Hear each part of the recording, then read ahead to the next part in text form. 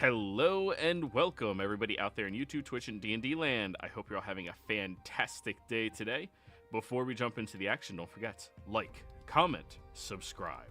All of those things help us out tremendously. If you're interested in supporting our community a little bit further, consider becoming a member here in our YouTube channel. Memberships start at just $2 a month, and you gain access to some really cool emotes. Lastly, if you are interested in joining our campaign, be sure to reach out to me and let me know. Be more than happy to have you join in on some of the action and fun. We have open slots in this game, the Tuesday early game, and I believe that's it as of now. So yeah, reach out, let me know. Now, without further ado, Iblis, tell us what happened last session. Last session on Across New Embrace, or not across the universe. The party decided they were going to meet the Veiled Emissary of Fear and Morn in No Man's Land. Despite No Man's Land being not unseen by all the gods, they decided to go to the one place in No Man's Land that can be seen by one god, Shar's Temple, and do the meeting there. We saw a suspicious cave and went down there and met the Veiled Emissary, and the Veiled Emissary provided information we kind of already understood, that the Moonweaver has been acting funny.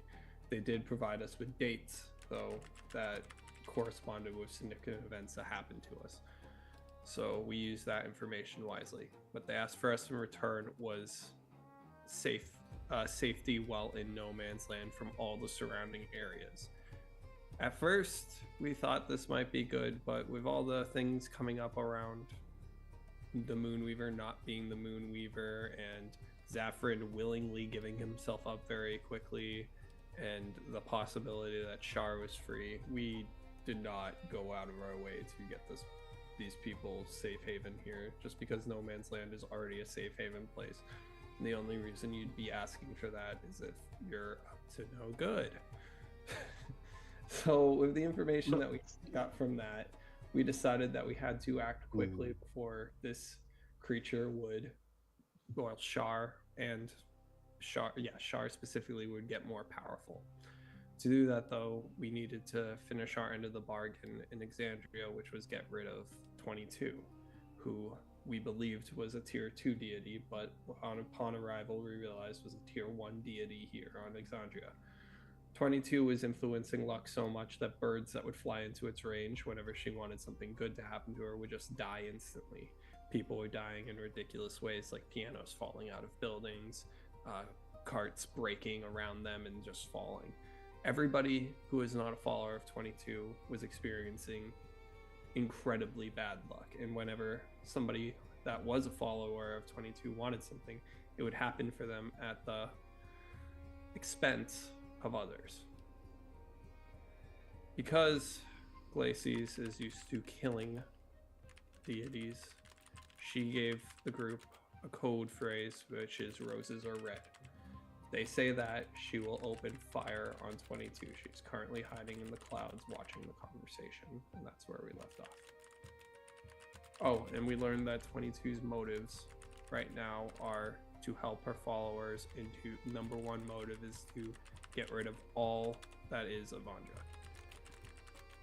So, Kaz, she has professed her absolute undying devotion to her followers, something that no other god has made adamantly clear to you guys, other than the Raven Queen, that she would make any number of people suffer to help you stop the Moonweaver if need be, or Shar, either one.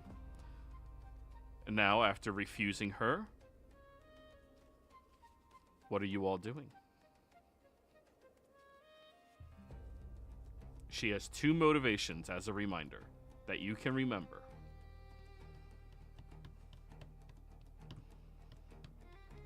I remember the motivation. She likes to be helpful. Wants to go against the previous, and she needs to be needed. She wants to be needed. I do like the idea of tricking her off the plane.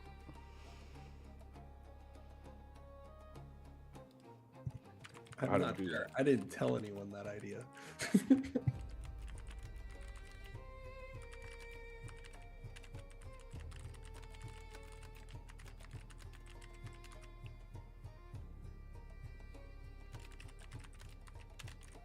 Didn't we make some leeway with her not being happy that Shar has her boon?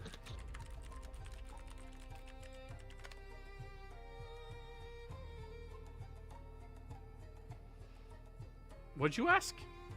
Didn't she seem to be more helpful when she found out that Shar has her boon? She's tremendously helpful regardless. She is so incredibly helpful. She wants to kill Shar for you. She'll do it right now. Oh yeah, but that was The problem is, her number one priority is eradicating Evandra from written history and knowledge. Good luck. So that's what you guys are currently dealing with. If you want to try to trick her, I recommend you don't talk in front of her, as you guys are currently standing there.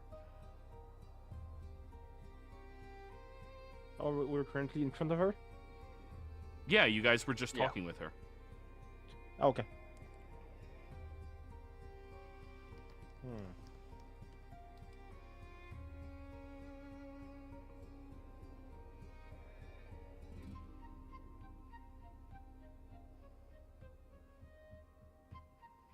I'm just trying to remember like where we were at, and how You're where to go inside of a from watchtower. now. Sorry. No, I know that. Okay. It's like where we were at in conversation, not physical. It's like we just tried to get her to go. Sure, she's going ahead, but like, where do we go from now? This is out of character. Like in this conversation, in this whole battering stuff. Where do we go? What are we trying for? I could use anyone's help in this. We've got to stop the force worship, is what. I think if we could stop that part, and then the whole, gotta even the scales nonsense right after that would be great. We need to change how she views luck. She is luck. Well, She's right about what happens. It is equivalent exchange. yeah, I was thinking about that, and I was thinking more like the change has to be equivalent, yes, but she doesn't have to pick or let randomness decide who is going to get the shit end of the stick. So why not make the person that's, already murdered, innocent people be the one who gets stuck with, 20 years of bad luck? In a way, she is. Like when she was helping those kids, she didn't take the negative side of it to just put it on some random person. It was an older woman who was nearly of dying age. It was going to be passing soon, and she sacrificed her. Yes, well, it was sadistic, but the more unlucky and the worse it was, the stronger the benefits were. So, like, it was horrific on one end. To save two much younger ones,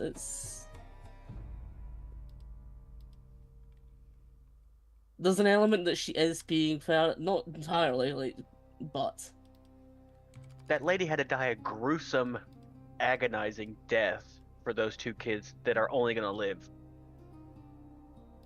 15, 20 years, according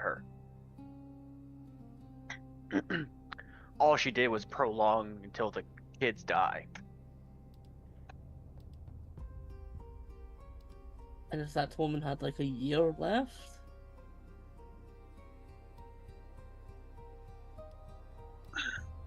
I'm just saying, more than one person's going to have to die for those kids to have a full life. yes, I know, but that is the equivalency part. It's that it was more gruesome and it was more horrific because it was draining. It was gaining more from it, so it was being more effective. It's like, yes, it's an absolutely terrible thing, but in a pure, thinking of it as the pure equivocal exchange, 2 kids are surviving, no one lasting to and they're adults, and then from there, who knows what happens. But at the very least, they were going to survive maybe, what, next month or so? For an elderly woman that was already past the prime, that was going to be dying in the next year or 2. I guess my thing is, why the old lady and why not somebody like, I already know Trent's gone, but somebody in Trent's, sphere of evilness. Why didn't that person slit their throat in a rose bed? May I ask for a point of clarification? Is this in character or out of character? I thought we were out of character. This is out of character. That's what I wanted to confirm. Okay, cool. Yeah. So it sounds like you're suggesting to manipulate her to do more targeted bad instead of lackadaisical bad. Yes. Like if she has to do it her way, then let's move it a little bit. Let's not just have it all. I'm just gonna pick that old lady to be the one who sacrifices her life essence. And do you remember the conversation of religion that she had? That as soon as she has more worshippers, she is planning to make it so that the worshippers decide what they pay in bad fortune to grant in good fortune?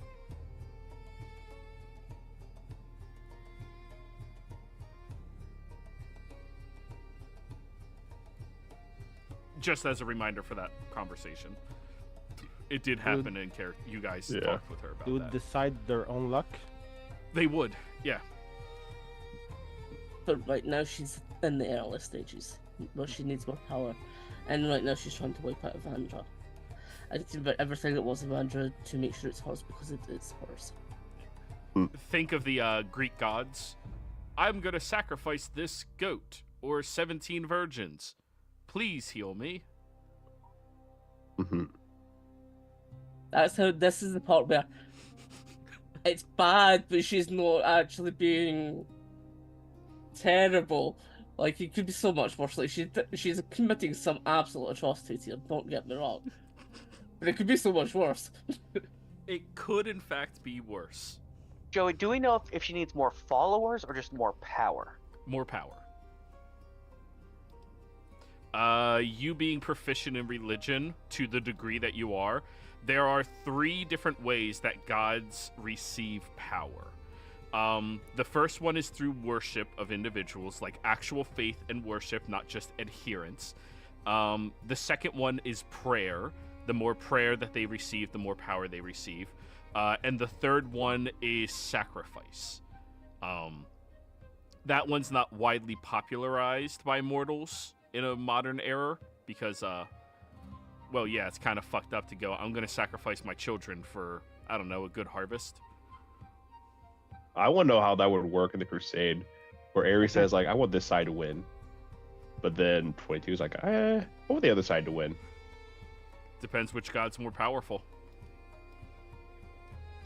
And 22 is a tier 1 god, so. And war Depends on how gods much in war. times of war can achieve higher tiers than what they are. It's an interesting dynamic. War gods, they kind of break the rules because war. You need one crazy motherfucker on the battlefield going, I give this to you, Ares, and oh, he's fucking getting strong. Like, The war gods are like these fucking isekai characters, you know, the cheaters.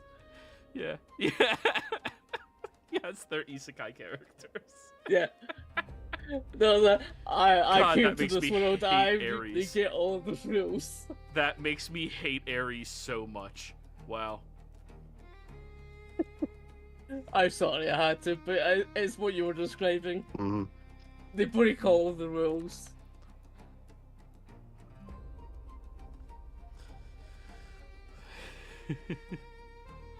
So what's everybody else's take out of character during this conversation? I like the idea. Well, I was originally the Crusade actually doesn't sound too bad, but I don't want to bring her into. What? I don't know mean, what we can do. The crusade is the mass murder part. Yeah, that's just a genocide. Okay. See, So I know the Ark is a good character. Oh no, he's evil-er. Ern's Yeah, just I'm like, back. Fuck it, I give up. Ern doesn't know what to do, any character, because he's just hearing what she said, and he's like, she's innocent, but not. We're conspiring out of character though, so like, Yeah. do that knowledge so you guys can pick your direction that you want to go. As a DM, I would love to know what direction you guys are going. I mean, out of character, I think my idea of giving her the spark isn't horrible. Oh, I don't. Oh. That's. Worst she can do with the spark. Kill everybody. I don't think she. Brickbridge asked for someone worthy. I Is don't there think she is worthy for this. It is power. It is a source, but I don't think she is worthy. At the end of the day, she's still a child. Granted, a tier 1 child, but Well, Casimir can. would she kill still us listen to then? parents? Like, parental figures. What were you saying, Elowen? I was saying that Casimir can kill her. Not the first time. That is not what we're here for. That is exactly what we're against here. We're trying to not kill her. Yeah, The idea like of you're against sacrifice. killing childs. You have Iblis. fuck Iblis has dragons. so much damage on the first round of combat. Come on. I will fucking fuck that thing up round 1 and then get killed. I will get destroyed. I will alert you all that one of the things I have written on my notes is when attempts to strike at her, a fly appears out of nowhere, striking him in the eye, causing his hand to go wild and through the chest cavity of whoever is closest. I mean, we could go. Has anybody ever? No. Has anyone seen One Piece film Gold? No. There is a character who can manipulate luck, and how they get around it is they put a situation where like she has to use up all her luck, and then that's how they get to her. Oh yeah. I think Domino. they throw. What's the word? Gambling machine at her. Because she has a lucky coin. Guys, I don't think we're gonna be able to throw her at Exium, unfortunately. And the only other deity we released, I don't think is coming to Exandria anytime soon.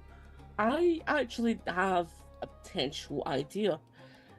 If she needs power, we could potentially make a deal and to solve two problems at once. When we released her, just before that, we made another oopsie by releasing an equivalent of a tier 1 demon. If we properly go to the abyss and slay that demon as a sacrifice and offering to her, and she absorbs its power, would that be enough of a sacrifice for her to let this world go? We go and we kill the demon, the one that name like shakes the earth and everything, the one that's Casimir got the weapon from.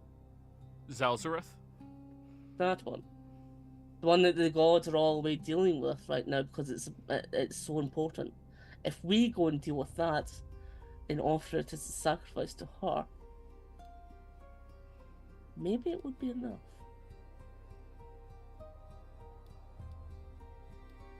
It's powerful. It's something that we have to deal with. Was that what we got from the insight, that this was only just for a power trip? Like, I was pretty sure she didn't want to, like, ever have any Amandra ever coming back. I thought that's why she was doing this. She is being a very, very, very spiteful individual. But we can. She I'm told sorry. you guys what happened, right? I That believe she told you she- guys what happened. She was the one that trapped her. That she betrayed her, and trapped her in with the other gods. I Yeah. think that's what she said. Yeah. I don't think we know much about it, but that's the rough idea. So, yeah, that's more or less what had happened. And she's trying to get payback against all of that, and she's trying to make sure it can never happen again. And the first step of that is eradicating Evandra from existence.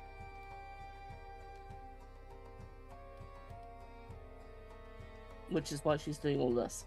'Cause right now she is still akin to a child. So she's going on the tantrum right now. So we're needing to... But she has certain, like, wants and needs. She wants to be useful. She needs to be. That's why she's willing to do, like, any of the stuff. Like, when Casimir was like, if I asked you to do this, she was like, yes. So if he can request that she leaves these people, they can try to convince her away from that so that things can turn around, that they can come in time, but in exchange that they will make sure that she is strong enough so that they cannot put her back in the box. Also, as a reminder, Kaz rolled a 31 on his persuasion for her to help you.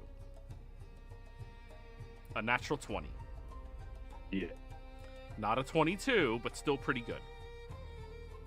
I mean, I'm down to do that. I just feel like if we give her more power, she's just gonna Thanos it and just snap her fingers, and she's like, "Okay, it doesn't matter now. All Avengers people are dead," and then like moves on.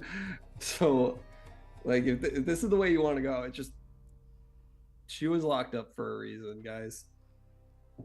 Like, I even though you guys keep saying she's a child, this is a thousands of years old. Hey, I'm not saying she's a problem, but I'm saying she's a useful problem that's on our side, You- and we need allies. Like, If you want to, Guess what? if Glacius You're wants to associ- go ahead. No, all I was gonna say is you're associating with devils and getting them on your side when they're torturing people and like they do their job. She does her job. guys, I'm she giving just you- needs to get into her job. I'm not answering this as Glacies. I'm answering this as Wyatt. I'm just putting that out there. Yeah, You were I know, actually but I'm Garrett. just saying. Sorry, Like, Jeff, you were saying. Yeah, Jeff. I was just gonna say that Glacius is gonna need all the help she wants if she wants to overthrow the Hells. So a tier 1 god would be helpful.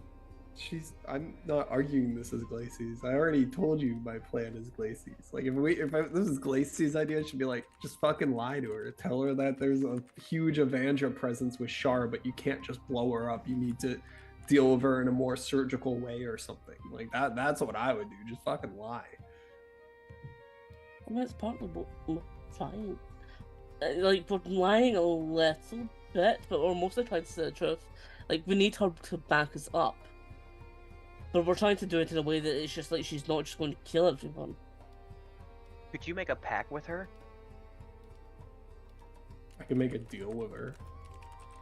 I mean, that's what we're doing right now. So No. I mean like an actual like a binding pact saying, hey, Yeah, I'm gonna I give you a can. bunch of extra power, but you have to, by divine law or something, you cannot kill just because you get all this new power, you just can't just go around murdering 1 billion people. I do not think we can make a god sign a devil pact, but I think she can make one with me. There was somebody that was doing that exact thing. That gathered all the materials to do that exact thing. Yeah, you only need 7 Dragon Balls. I mean, what? That we know. Get them Dragon Balls. No, Do we want to try to go for the demon offering in exchange that she leaves the people of this world alone, and that she tries to assist us in our help going forward? Yes, I do like that. I think that's the only way we're gonna get her without killing her to get her to stop is getting her more power. I think, Joy, Yes, sir. we're asking this. I'll say we're asking this as a group. Do we know if there's anything bad by having gods gain power from a demon? A demon or a devil? Demon. Demon. A god gaining power from a demon is not exactly how that works. A sacrifice is a sacrifice is a sacrifice. If you ritualistically murder and sacrifice something in the name of a god, it will empower that god with whatever the value of the sacrifice is. Tremendously. But the energy doesn't affect it based off of the type of energy. It's just energy. Okay, that's good. That's what I wanted to know. I didn't want, like, this is going to be some corrupt energy shit that's going to make it even worse, because it's like devil goo or something, demon goo. No, energy is energy is energy when it comes to gods. Common exchange then. I'm down to try for this path. Right now, I think it's best with God anyway. It's 2 birds, 1 stone.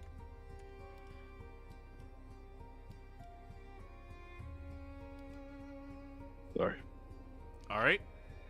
So we like the idea of trying to convince her to leave. Yep. We like the idea of trying to convince her to leave under the guise of, we're going to go murder Zalzareth and give you all of that as a sacrifice. How do you plan on actually getting her to leave, though? Yeah, like I said. Are you ultimatuming her? You gotta make a pact. I think she's willing to make a deal. I just gave up my mark, so I don't know if she wants to make a pact with me. As long as we sway this that it is something that we need, we could probably get her, but it is the point of, yeah, how do we get... What do we do with her in the meantime? Do we send her to the heavens? Get her to establish her domain? She won't leave. I'm just gonna tell you guys that right now. She's not leaving this plane until after this job gets done. We can ask her to. I don't think she's gonna leave. Doesn't hurt to ask. No, I'm saying go and ask, but just don't expect her to leave. Not expecting. I'm not expecting anything. None of this is guaranteed. It's going with the best idea that we think is possible. I think we offer the power and make a pact with her that she has to leave if we give her this power, or we lie. I think those are our best bets. Because if we just give her the power, she'll be like, thanks. Click. I see her wanting to be helpful, but she'll also be like, well, this is just my plane of existence now. Why would I leave? Because I can do so much good here, where when I'm up there, I can't do anything.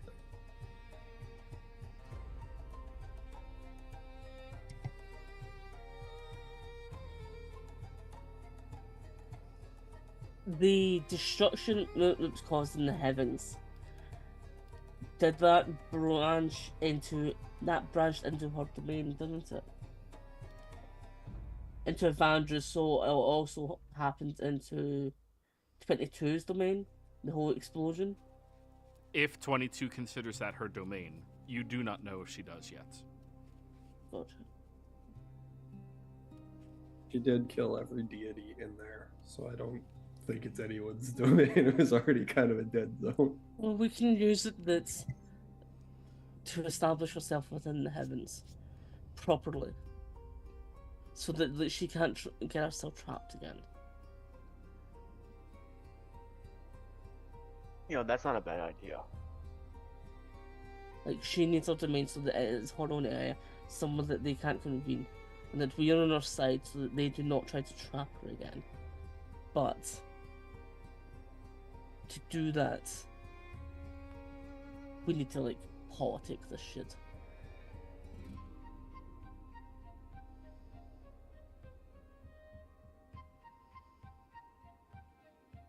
Because if we deal with the demon, and if she gains its essence, she gets stronger, and it deals with the problem that several gods are currently facing, meaning they would look favorably upon that, especially if she was like part of it. It's all about the politics of the gods and everything. Well, it's not exactly true, but it might get slight allies. Because if we get her into the heavens, she's also going to need allies. And we need her there as an ally in the heavens as well, to be against the gods that are going against us. Hey, Shah, and whatever the hell's going on with Aloe Regine as well.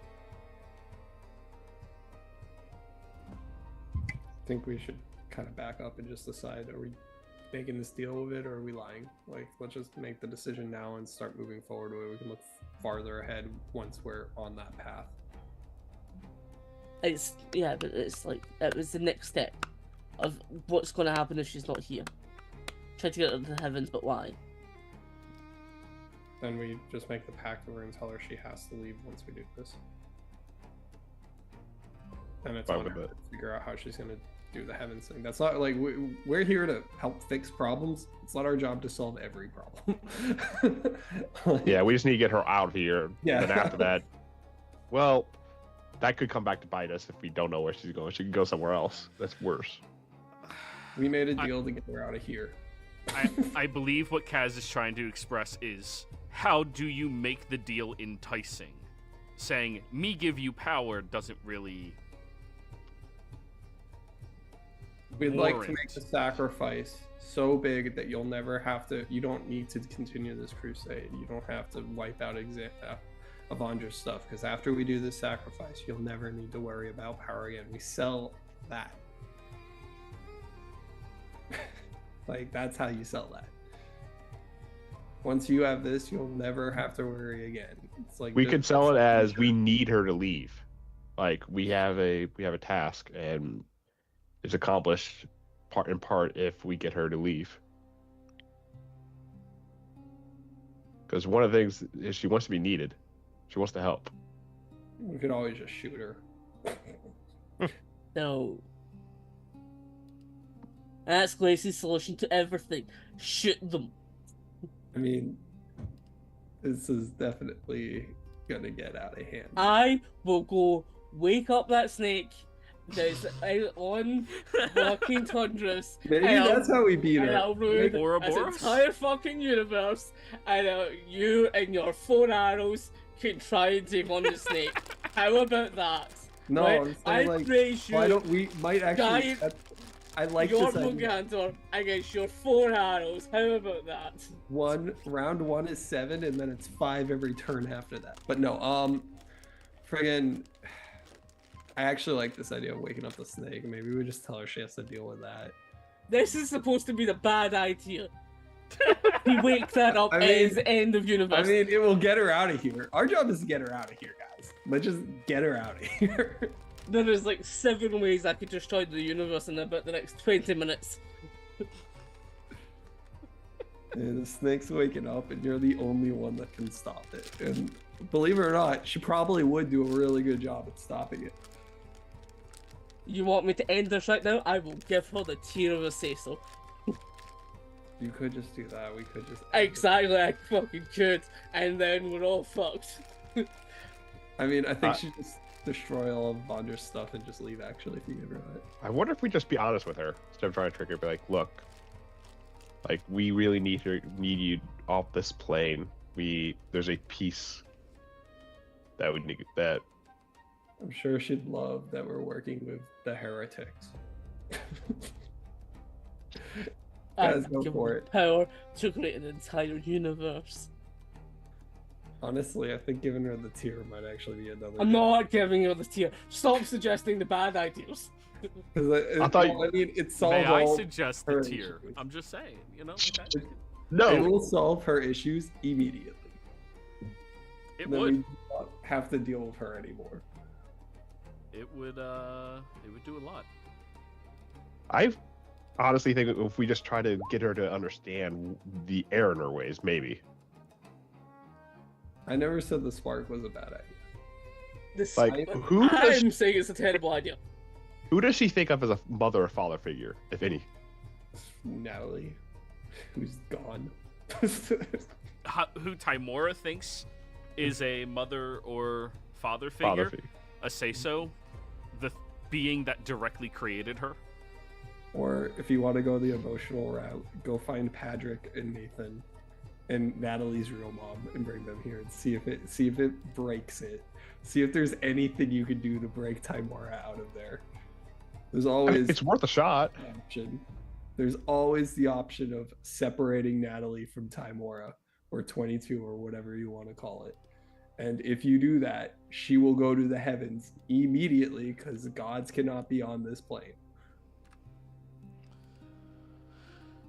I mean, I think it's worth a shot. I think realistically, if you want the easiest answer, that's the easiest answer. Separate them. Get her out of pledge some sort of fake fealty and hit her with a spell to just set there's definitely eviction spells, especially for possessions. I think there's like 5 of them for clerics. If you want the easiest way to get rid of Timora, just do that. Separate her from Natalie. Banishment. I don't think that separates you, but it would send her back to wherever she is, but she's still in Natalie's body. She could just come back.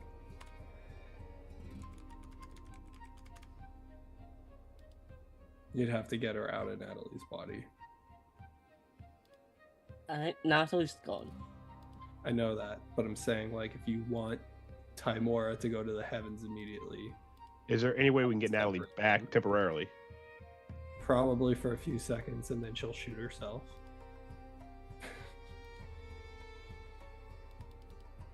So going back to the plan, so offer up the demon, try to convince her to go to the heavens, establish her domain.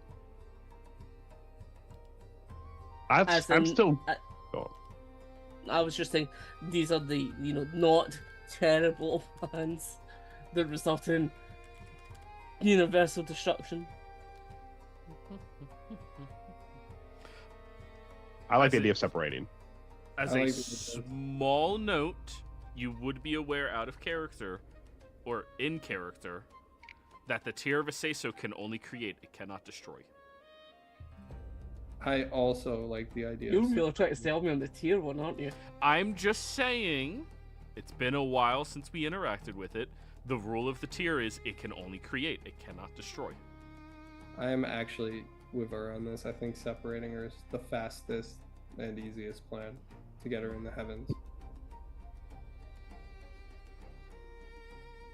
You think it's going to be the easiest and fastest for us to find out how to separate a god from a mortal body? Well, we had somebody binding one to themselves, and you all knew this person, so I don't know why we don't just take all their materials that they're not using and do it.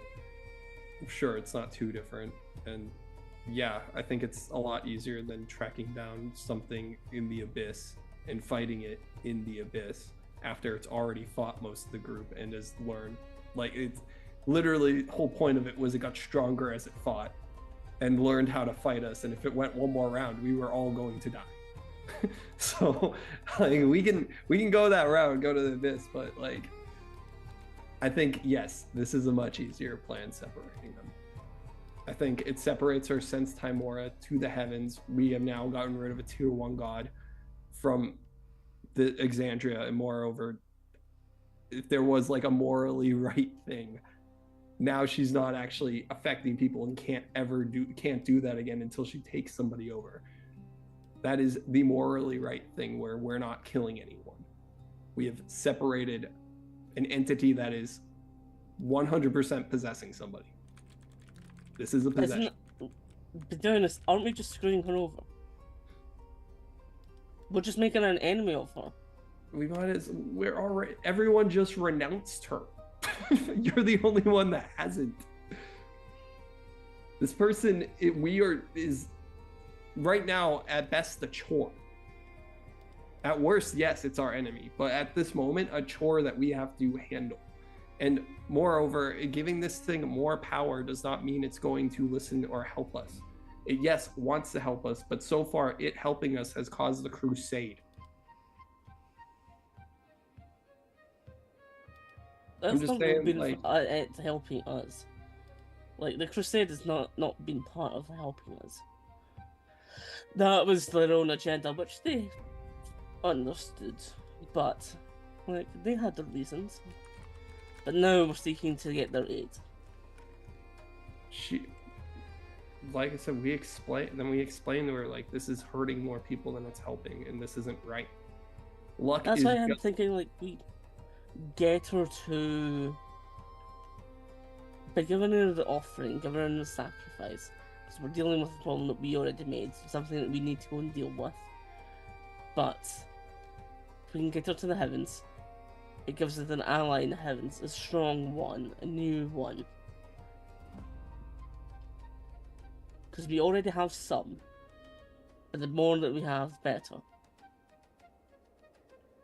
I don't know. The more I think about this, it's not even luck anymore. It's control. That's what it's been corrupted so much that it's no longer luck.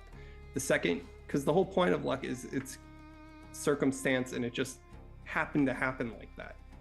Where she is forcing these things to happen. We are no longer dealing with a god of luck, guys. This isn't what Natalie wanted to be. This isn't what Timora is supposed to be. Become a god of revenge. No, that's like justice. I think justice turns into revenge. And that was like something Natalie was getting at too, with putting people as gods. Like, they might go in there as this thing that they're supposed to represent, but they're going to change it to something it's not. Like, there is no way anyone can feasibly look at this god and say, oh, this is luck, because she is causing it. The second it is being caused, it is control. Are we really supporting the god of control? Because that's what this is. And the more we give this thing power, the more out of hand this is going to get. If something says, oh yeah, I can kill Shar right now, is that luck? None of this is luck. It's exchange. That's not what Timora or Natalie was supposed to be. And that's my point. We have to, like, the thing that the thing that was good about Hop, this is Wyatt talking, was that Hop never changed because he was a deity. He stuck exactly to his rules. Even now, like, the thing I want to see the most now that we've corrupted Hop so much, I want to see if he actually did change. Because if he hasn't changed, it literally means they can't. The only whereas we separate Timora from Natalie, she goes back to being luck. Natalie was all more control anyway. She had a two-sided coin. She never played fair to begin with.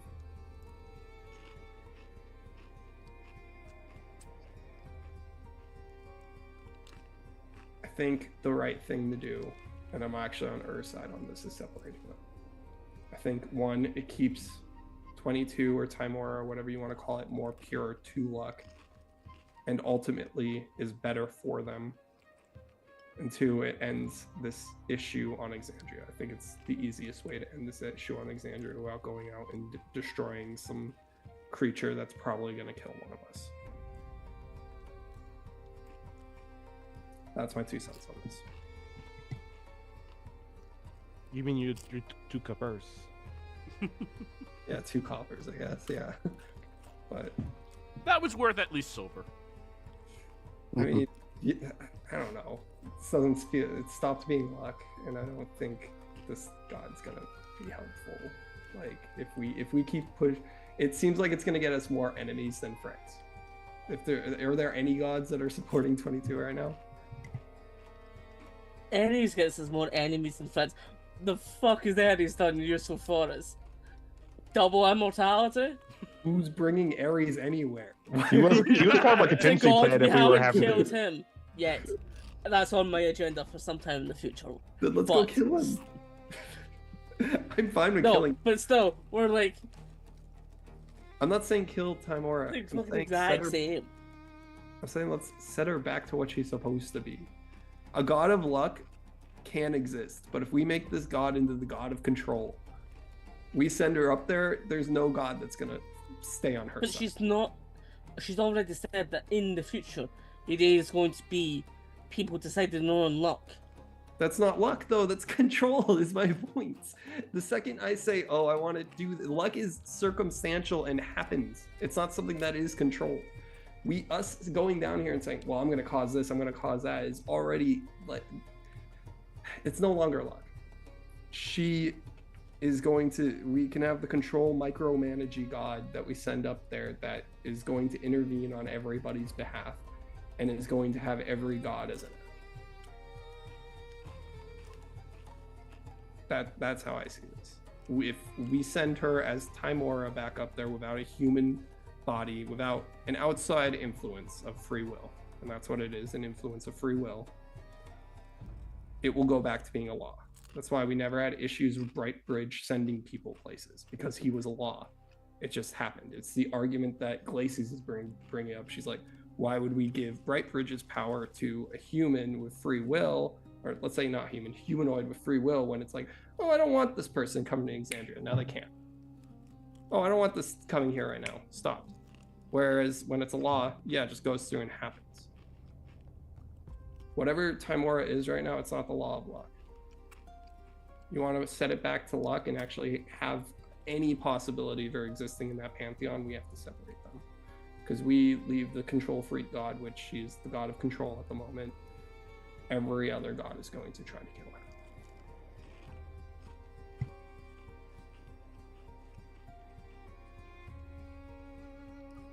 So, how do we go about separating them?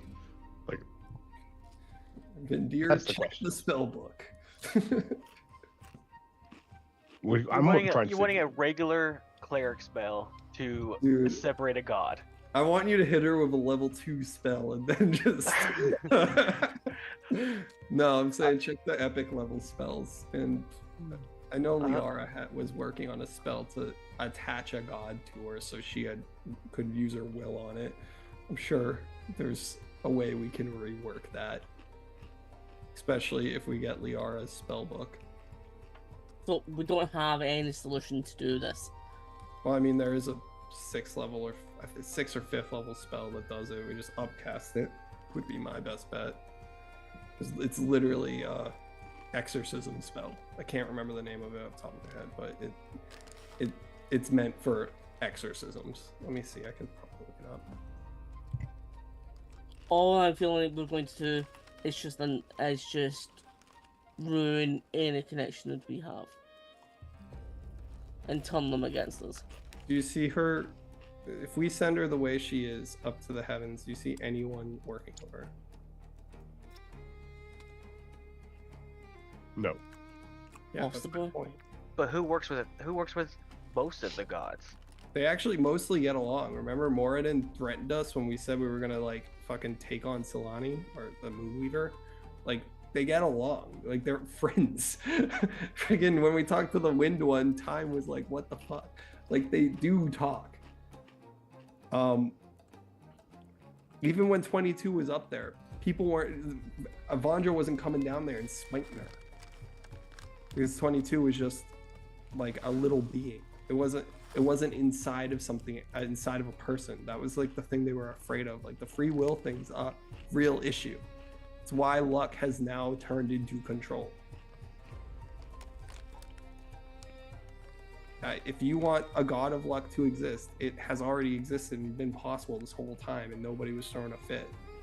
But it's because it wasn't attached to a person. You say that, but Avandra didn't have a form, was the law, and still became everything that she was and did everything that she did. I don't think Avandra did a crusade on 22. And moreover, Avandra... Everything that Avandra did against us. Everything that she did to secure her own power, to like try and kill all of us. was because Kill of that. Natalie and everything, but that was... As a law, she tried to control the narrative. And didn't she actually do what 22's doing to her right now? Didn't she try to wipe her off the face of existence? She No. And succeeded. she is not, she is not connected to anyone at all. There is nothing to do with her having a body or not. and she still did all of that. Yeah, but she wasn't doing it on a mass scale. There's a difference between doing it to There is. There's entire histories of them wiping out all of the avatars. They've been controlling the narrative for thousands of years so that no one ascends and becomes powerful than them. There is a whole entire history that's what Vince's been doing. Wiping out the avatars because of this exact situation. That's the point. No, Like, it's to maintain their control. I mean, it's kind of stopped after the Raven Queen, when she got her power. Look, I'm But they saying battled long before. So even before, when Timora was still Timora, when she was the law, Evandra Rose did all that to hide, like, to secure her. Still then became the law, but you're saying if she is just purely the law, she is pure, there is nothing, there will be no outside influence, that she would just become the law and everything would be perfect. But we just seen the person that was the law and everything was not perfect. So in putting it all on this, if we just do this one thing, we have all the proof that it does not work like that. okay. I think it works better in that scenario than us sending her up in Natalie's body as what she is now. And you're right, yeah, Evandra did abuse their power. That's what she did do. I don't know enough about Evandra to really argue this, because when I think of Evandra, I think the Changebringer. I don't think luck. I think they're two different things. I think 22 was meant to be luck, and Timora, whatever you want to call her, was meant to be luck. And if Joey is the Changebringer, just essentially luck at the same thing, or is it like... No, each god has multiple domains. 22, her primary domain, and Timora was luck and fortune. Those were her two domains. The domain that Evandra held over was change. And that, yeah, so like something doing a revolution kind of makes sense for a god of change. Whereas you can be the law and still not be the same thing that the other one represented. That's why it's kind of political, I guess, in that sense. But I think based on what Evandra was, it made, actually she went against herself, and that's why she's dead. She literally went against change. It's always meant to happen, and she lost. Yeah, but so she went against that. She was the law of that. That is what she was. That is what she embodied. There was nothing about her having free will or having a body, being connected. She didn't have any of that, yet still did it. So the purity aspect of everything is solved, or more or less, if we separate them two, it's not. I think it does, because it's a prime example that, but we have that prime example right there. That is someone that wasn't like that. The Changebringer was always change. I'm saying that Timora went against it. Timora was never control. This is control. Timora was always luck, and the only way to know if Timora is going to go back to being luck is if we separate them. It's the balance of the scales. You say it's control, but how much of it is? It is control. Okay, if I say I'm going to make the wind go that way, and you make it go that way, you are controlling that. If I say this person's going to die because I want to help these people, I'm controlling that. You could say that's an equal exchange. Doesn't matter. You're still controlling the outcomes. That is not luck in any sense of the word. Like I said, what is luck? Luck is luck would be flipping a coin and calling it. Without any outside influence, something just happens, and it happens in your favor. Just like random chance. But that's the point. That's the point of luck. Is supposed to be random chance. The second it's not random, random being more fortune. The second it's not random, it's no longer luck. Fortune has nothing to do with random. Because, I mean, Timor, I don't know. I knew Natalie is for 22 and luck. She's always been more towards luck. Fortune would just be like, when I think of how they use fortune, it would more be towards like fame and fortune, like risk. That's how I see it, like using fortune as the word of risk. But I mean, if it's fortune in of itself, then it's just jewelry and nice things, which Natalie used to steal stuff, so maybe it's not too far off. But I don't know. When I interpreted fortune, I interpreted it as risk or reward. But it still doesn't change the fact that it's veered off course from what it was. And Avandra, yes, was the law, and Avandra did horrible things, but Avandra was still ultimately all about change. She tried to stop change, and that's how she died. She went against herself. Whereas Timora has always been, or 22 has always been about luck and I guess fortune, and she hasn't. She stopped being luck a while ago, it seems like. It's still luck. You have to incorporate the fortune element as well. If the Changebringer was change, then Tamara is the fortune and luck. Fortune is good fortune and misfortune. So, bad luck. Some will come into good fortune, others will come into misfortune. That is... It's not something that just purely happens at random. People can try to make their own luck. But it's very rarely coincidence.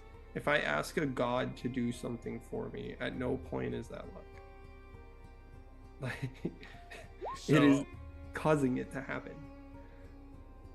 So the biggest difference I'm noticing between what the two of you are discussing, just as a point of like adding to it, is random is how Wyatt is viewing luck, and you're viewing it, Kaz, more as like predictability or probability. It seems like the difference of how you two are viewing it. Just putting that there for you guys. I'm also trying to say it's just I don't think the whole separating her from the heavens is going to assist us in any way, because we have all the evidence already there that it doesn't matter if they were separated or not. They already swayed away from what they were. Because the core idea of this is, if we separate her, she just becomes the law, and everything goes back to how it should be. We have prime evidence that it's not.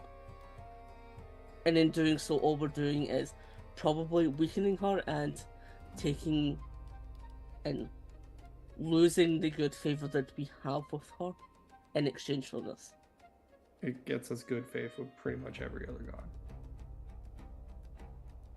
The ones that want to kill us? I mean, they all want to kill us for no real good reason. Not really, there's plenty that are actually okay with us. There's they gonna only be okay two with us if right we now keep- that we're aware of that actually want to kill us. The others they- were under orders. Are they still going to want to help us if we're actively helping this god of... I'm not going to call it luck. The time Lord. 3 of them were there when Evandra died. Any of them could have intervened.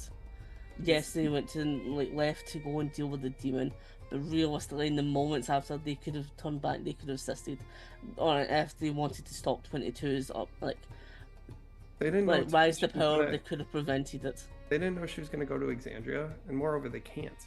They can't go to Exandria and stop her unless they do what she's doing. In the heavens. While she Yeah, was but in they the didn't- heavens, you're saying they could have intervened. Yeah, but why would Yes. they? She wasn't doing anything. She already existed in the heavens.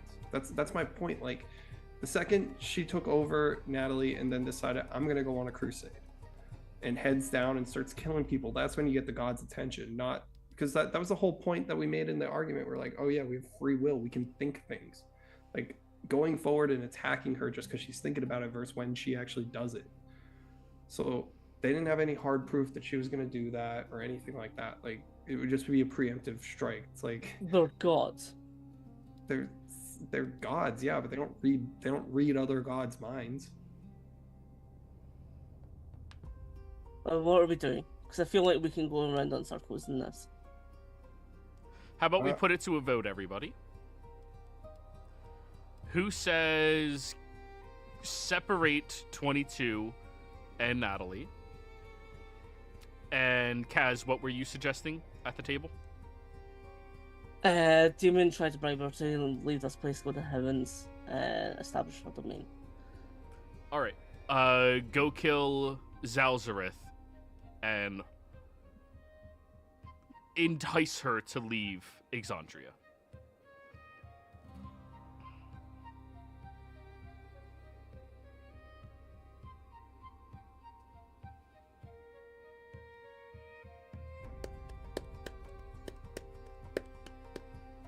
That's 3 for separate, 2 for Zalzareth. All right. And all of this was out of character, so now we can just execute it in character. So, Kaz. Well, just Yeah. before. Run me through the plan of separating. Please. There's a spell, I can find it, but there's a spell that I don't have. That's I would really like the good for it. entire idea so that I understand, because I don't know if does everyone fully understand what it also means.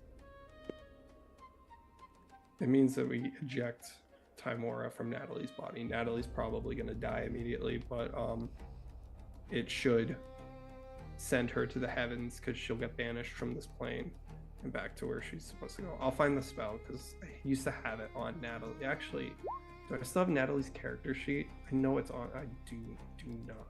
That sucks. Okay, I'll go Is it find it. Dispel Good and Evil? Is that the one you're talking about? It might be. Actually, I'm almost positive that's it. Here's the character sheet for Natalie Gale. I think it's Dispel Good and Evil. The target is And- no longer possessed, charmed, or frightened Yep, that's it.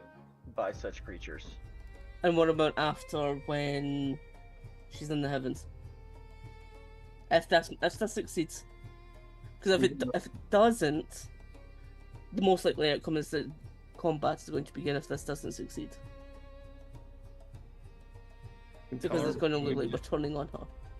So the negative outcome is this will likely go into combat. And if it succeeds, then what? Yeah, it's the spell Good and Evil.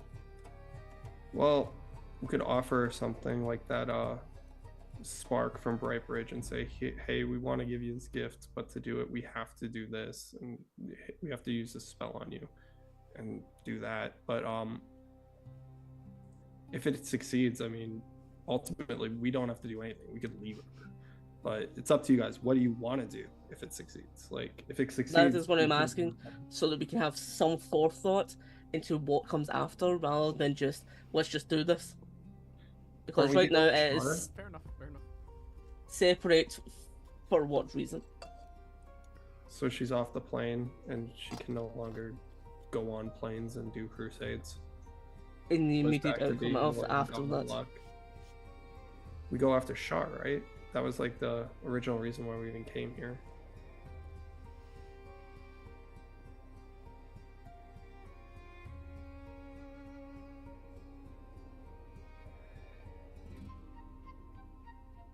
Well, actually, let's go after the Moonweaver, not Well, yeah, Shar. Moonweaver / Shar. Or Ellen, you were on the separate train as well, so I'm just trying to understand. If you're going for that path, what outcome is that you're just trying to achieve from it, so that we're aware. Sorry. I think separating them is going to do the most long-term benefit. Because, let's say if we just get her off here, she could literally start this crusade somewhere else.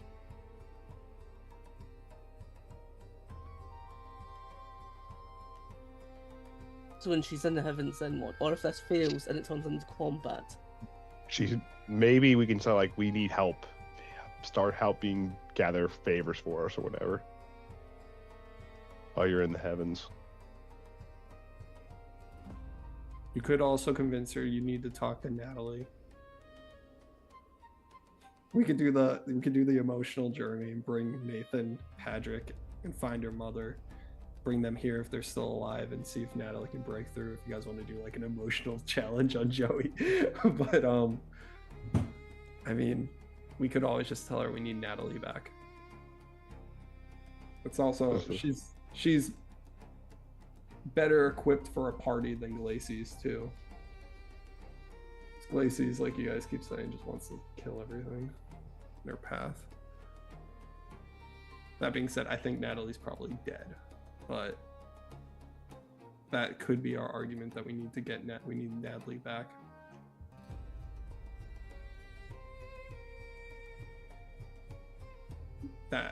We need Natalie back to deal with Shar, and because we need like a surgical team and not a blunt force like what 22 is right now, it would be most beneficial. Argue that.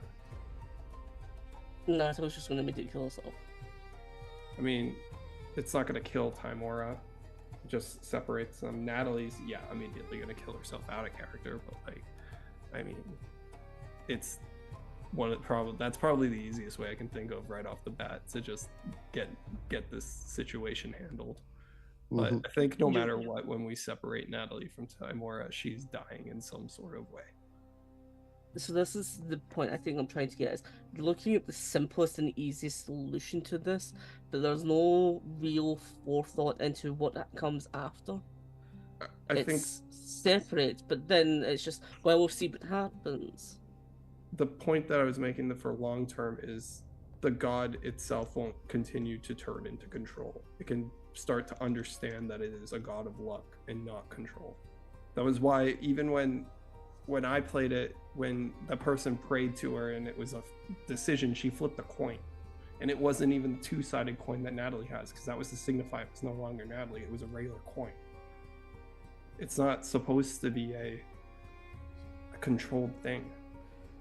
So your goal is to reform her, by the sounds of it, into not controlling luck, but understanding it. Yeah. Is that your goal of anticipation in this? Yeah, that's the whole point of the long-term goal on this. I think, Kaz, that's what you were asking, right? Was that what you were asking? Like what the goal in all this was? Okay. Yeah. Outside of just trying to get the immediate term and weighing the ups and downs of this is what are we trying to get out of this?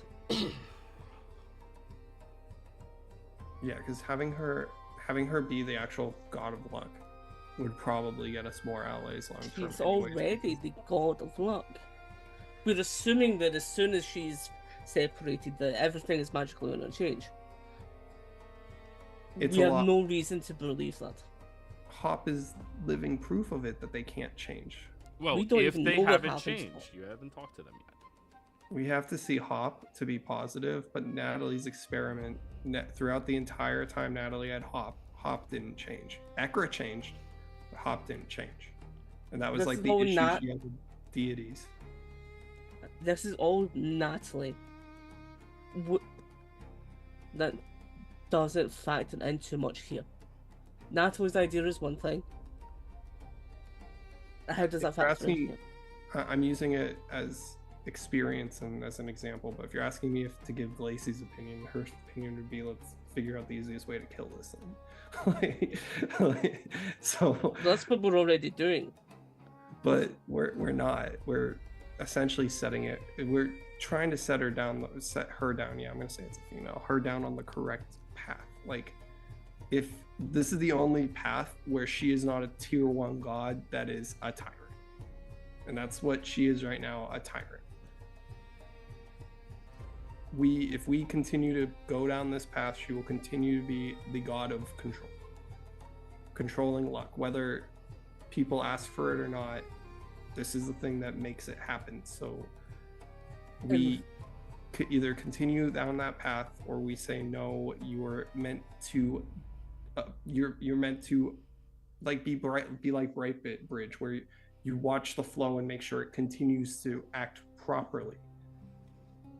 The whole balance portion of it, it's not meant to be controlled. It just happens randomly. She isn't making it random. She's killing birds in front of us and killing people in front of us. She's choosing all the victims. It's like we said earlier, it's a good intention, but ultimately that's not luck. That is control. We have created a tyrant, and every god that we put this tyrant in front of is not going to side with her. We either make one super powerful god, or two, we set her on a path. And I understand you're saying like she might not go on the correct path, but this is the only way we can set her on that correct path, is separating her from Natalie. Because if we keep her connected to Natalie, it's like leaving a kid at a playground. She's going to keep doing what she is doing.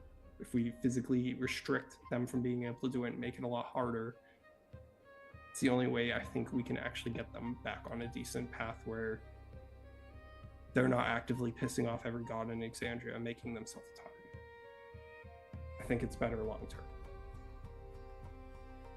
Especially if we want to keep her around. If we, like I said, we keep doing it like this, it just becomes a big war where she's on her own side. And the only people that might side with her would actually be somebody like Shar. Evandra also went against everything that she stood for. Still had people on her side. Evandra was better situated. It's different when you've been there for thousands of years versus 15.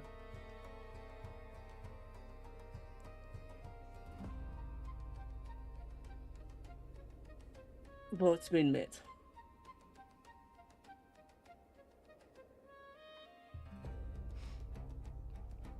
So, the party objective, attempt to separate her and hope or enact change so that she re-embodies luck itself. Is that what everybody wants? Well, 3 of the 5.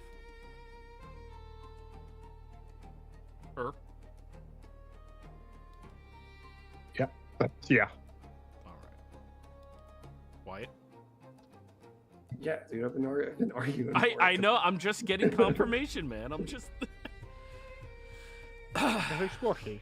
Yeah. All right, then. So, in character, once again, you are still standing there with Timora scooping your face up, Kaz, staring at you, smiling, offering you the world, whatever you desire. We're back in character, everybody. Yes. Why would you shoot yourself 7 times, Glacies? That's really bad. I don't know how you're going to justify that one. Oh, I have ways. Yeah, that's just... So we're back, everybody. What are you going to say and do, y'all?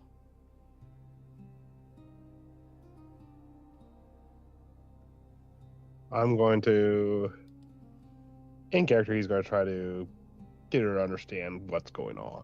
Like, Timora, Go ahead. you do realize the suffering you're putting the people in, right? The suffering? What do you mean? I'm gonna look out. Is there like obviously people like suffering on the street like right now? Can I just say just look out? Yeah, there's people choosing to be freezing in the middle of the street instead of going near any fire that'll burn them again. Oh, like just look outside. And There's people that are choosing to freeze than rather go near the fire and get burned because of what's been going on. They are denying their survival instinct because they're that afraid. they're denying me. They're not denying you. They don't have to freeze. All they have to do is worship, and they'll be safe. It's not true worship, completely though. their choice. Well, it is. Now, when it comes to survival, people will do whatever they have to survive, but that's not real worship. Why would anybody worship a god if not for survival? Because they want to. No. Like, I still like Odin, but I do that out of just because I want to, and I admire him, not because I'm forced to. Despite you idolizing a different god, I respect that, but almost no mortal or non-deific creature would do that, though? Why would they ever worship something if not to gain something from them? I mean, it's the entire purpose of our interaction. Because you idolize them, you want to try to become like them? That doesn't happen. Yeah, it does. When? Like, I may not be a god, but back in my hometown, people almost worship me because of the good things I do, and I just send a good example. Right. Because of the things you give to them. Not because of what I give them, just because of who I am. Because you make them feel safe. Because you protect them.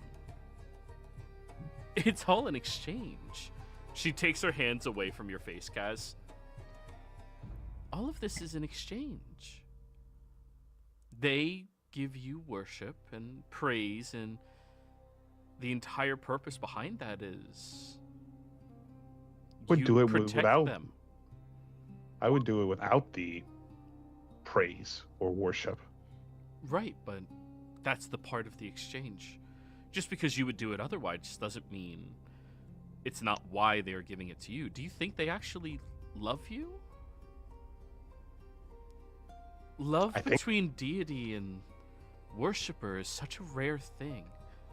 I'm not a deity, but I'm just giving an example of they almost worship me. It's like they worship me. You are as close to a god as any mortal could be. I don't consider myself one. But Don't cut yourself short. I mean, I'm pretty tall, but that's besides the point. Vendir, I'm standing right here. Like, but what I'm saying is, you're the exception, not the standard. I don't think I'm the exception. Most gods, their worshippers, don't do it out of a sense of fear or because of survival. They might give them hope, yes, but that's different. Vendir, whom was the god that you used to worship before you forsake them? I did not forsake them. Oh, I apologize. Whom were they? The god of wind from my home realm. And why did you worship them?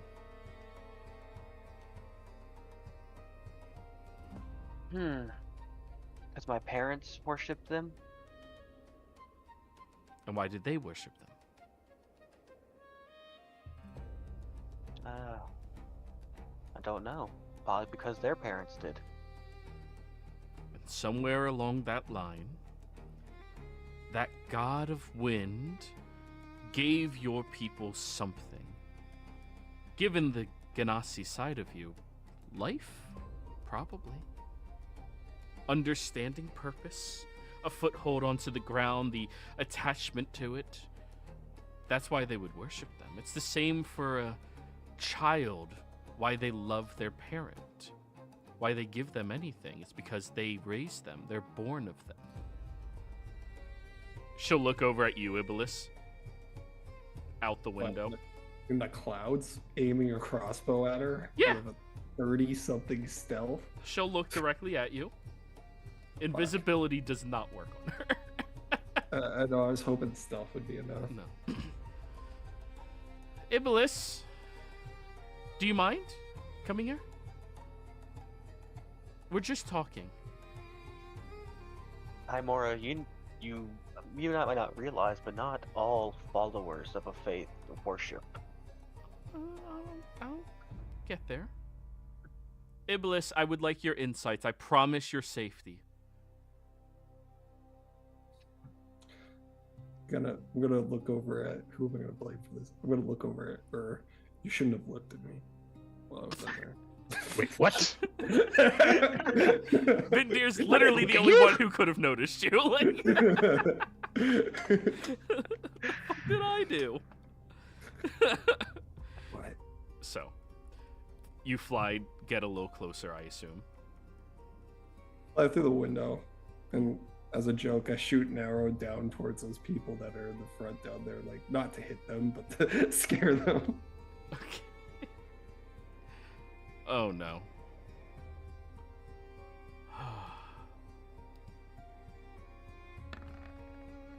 Okay. Okay. That was fucking close. What?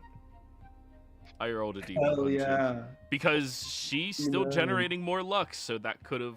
I'm not trying to hit them, but ricochets happened, so. That was one off from either. I was. Yeah.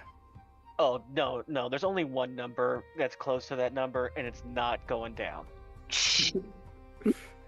It was close. Just remember, 2067 will happen, and these kids are going to be alive during that year. So. Hopefully, I'm not. So.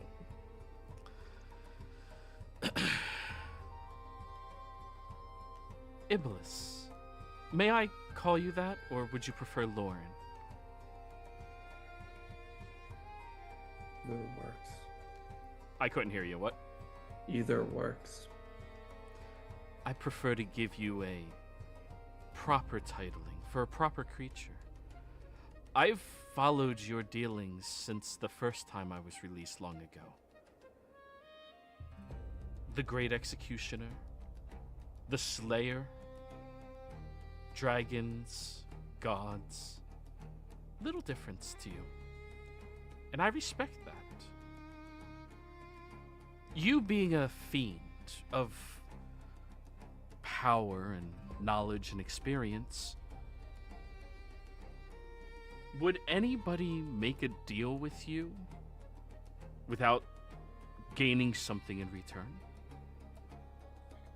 People come to fiends when gods don't listen. Right. And they expect something from you, correct? I'm sorry, I couldn't hear what you were saying back there. What is this argument? Or what are you arguing? I'm just trying to express how the relationship between God and worshiper is just like any other relationship. It's about exchange. People make pacts with devils in order to gain something from them. People worship gods in order to gain something from them. It's the exact same thing. Altruism does not truly exist in mortals, except in fleeting rare situations, like Casimir. Even before I gave him power and strength and so many gifts, he adored me. But that's not the standard, is it? Would you say the same for No, of course not. He knew what he was gaining. That's why he assisted. And he forsaked me the moment he didn't like what I was doing. Don't worry, I understand. You're a dear friend to Casimir. So I'm not going to punish you for that. Thanks. You're welcome.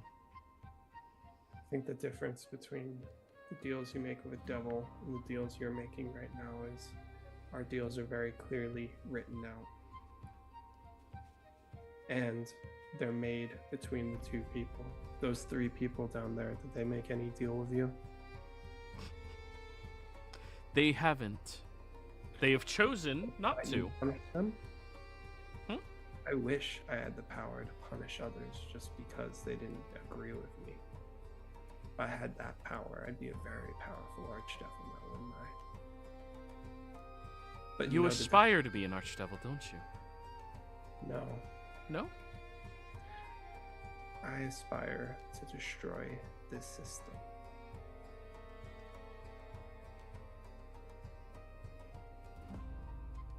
How may I help you?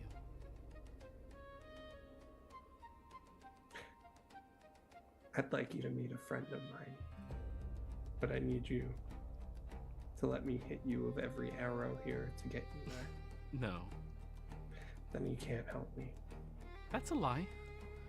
I could help you in so many ways. There's individuals that are in your way right now.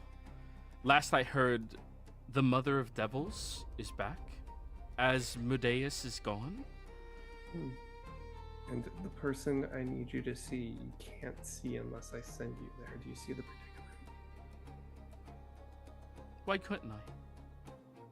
Try going, see what happens. Whom is the person? Glacia. She's never coming back if she goes there. I'm just gonna like... There's a very easy way for me to see her. You're gonna try to bring her here. No. You could. You can summon her forth. You have the ritual. I can't bring somebody somewhere. But you can make me see her. Not what I need. Let's stop being coy. How may I help you achieve your goal in a way that's beneficial to both of us? Give me a Seso's heart.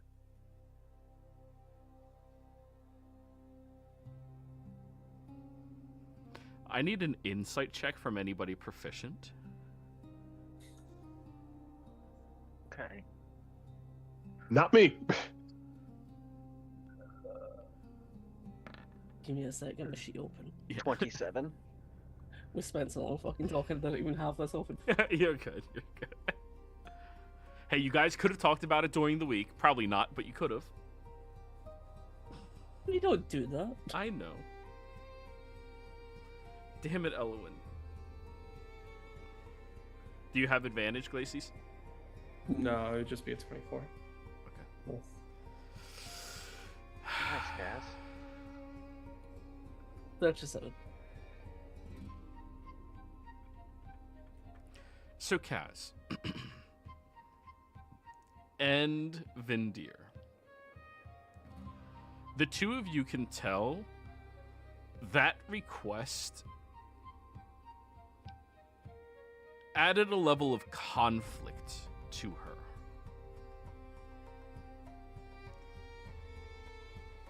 Like, part of her doesn't wish to do that, but another part of her absolutely wants to gain something from this.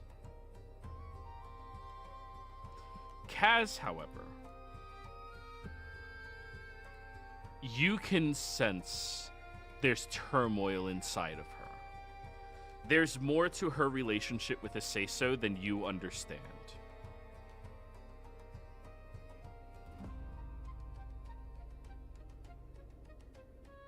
You're asking for the heart of your own mother. She Would wanted... you ask for the heart of yours? I don't know my mother. And the only person that I did think was That my explains a mother, lot, then. You met the person I thought was my mother. Did you like her? No. That is something difficult to achieve.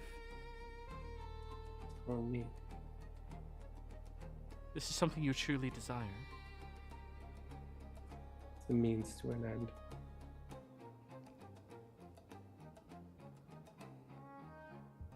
And that would be enough to make you worship me?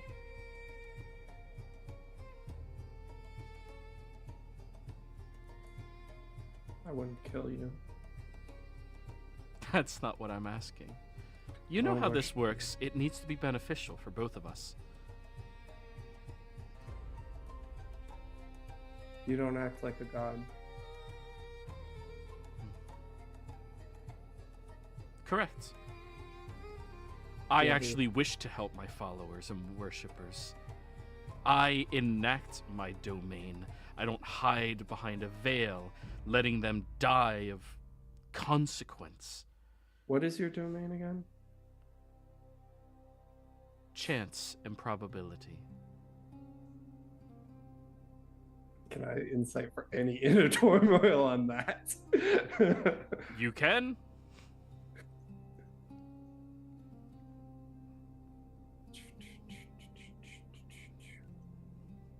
Ooh, bad insight roll.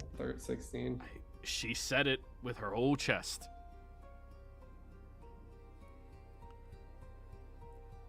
Can I ask you, is it still chance if you control the outcome? Yes, I do. And yes, it is. No, That it's is the not. purpose of those that have dominion over domains. Then there's no chance of the other side happening if you control chance. I don't control it as directly as you believe. Really? I just nudge Saw a it bird in a saw a specific bird's neck direction. snap in front of me while it was flying for no reason. Oh, it got hit by a wind. You nudging chance changes chance. It's no longer probability when you make it happen. I'm not going to argue with you about your domain, but you seem a little confused on it. I'm not confused. Really? You seem like the most helpful god ever. Go ask all the loving fans outside. Ask everybody who's died for you to help them or do something. Do they see you as this good god that you claim to be? The helper? But I you only have many. followers, right? I have many that are out there doing my deeds, wittingly or unwittingly. And- No, it's funny. I do remember you now since you were remembering me. Whatever happened to those archangels of yours? Did you help them? Would they come forward and say you helped them? This is Casey's being a bitch. If you brought them here now, would they say you're their favorite helper? Would they worship you? Well, they're not my favorite. That's Casimir. No, would they say that they adore and worship you of their own free will? The Celestials serve. That What is are their you saying? purpose. And the Fiend, well, she's enjoying herself right now. There's a fiend? Yes, the other side of me had her and converted her into a more divine creature to serve me. But And you're not a divine creature? I'm a god. A divine creature. Yes, I am. You just said your point is to serve others, not make a transaction, right? Yes, You're of starting to course. see the issue here. I Correct. serve those who serve me. That So is what the about- way gods have always worked.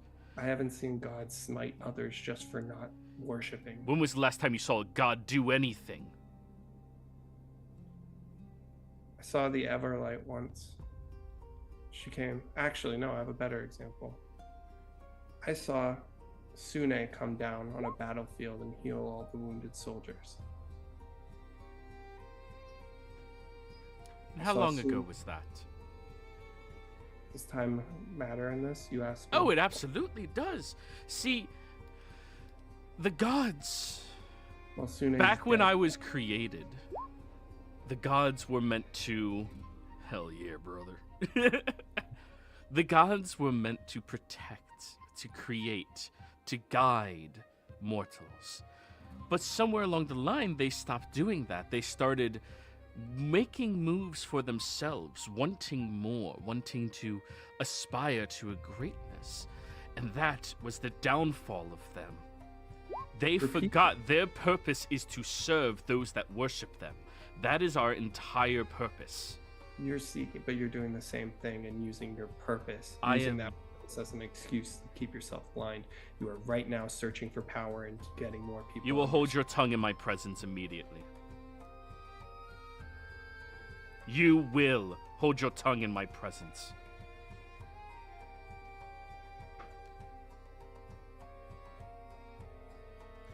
I do everything I do so that the people that love me, the people who worship me, can have everything.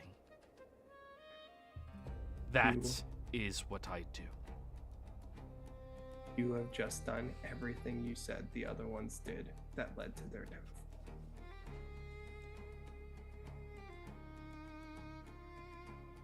Do they really love you as well? As I said, if you really want to know your love, bring your archangels here. Ask them yourself. Celestials are not the same. They're That's not weak. a point. They serve me. That is their purpose. Nothing else. Nothing more, nothing less. And if you are so arrogant in this matter that you believe me the same as these other gods, then dear, your book, the one that you've adorned for so long, do they help their followers? This book wouldn't exist if that was the case. They do not. And how about me? How many prayers have I answered? Please. How many people have you murdered to answer your prayers? As many as it takes. Right there is my point. Gods are not meant to be good creatures that are serving with charity I never said you were without meant to be a good- consequences. We are Ooh, the opposite side of your coin, devil.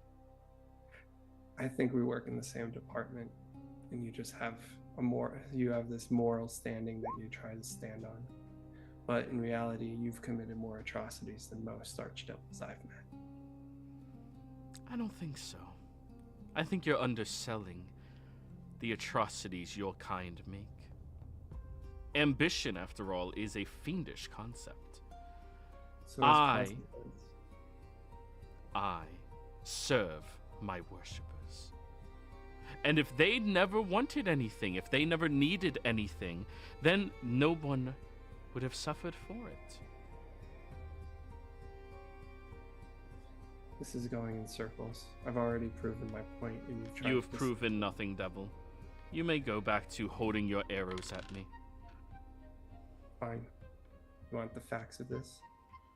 I don't think the person you're in charge that you're possessing would agree with anything you're saying, And who cares? because they did this for an idea that you are no longer. They did this for me. They were born for me. They were my channel, my escape. She was promised to me in the stars. Who are you Her trying to- purpose was to be me. Are you trying to convince us or yourself right now? I'm not convincing anybody. Doesn't sound right to me. Go on then. Be the loved God. There's not a whole world at war with you right now for your love.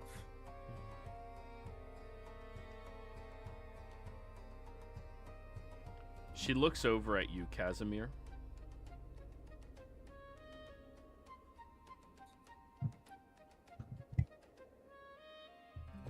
My worshippers love me, don't they?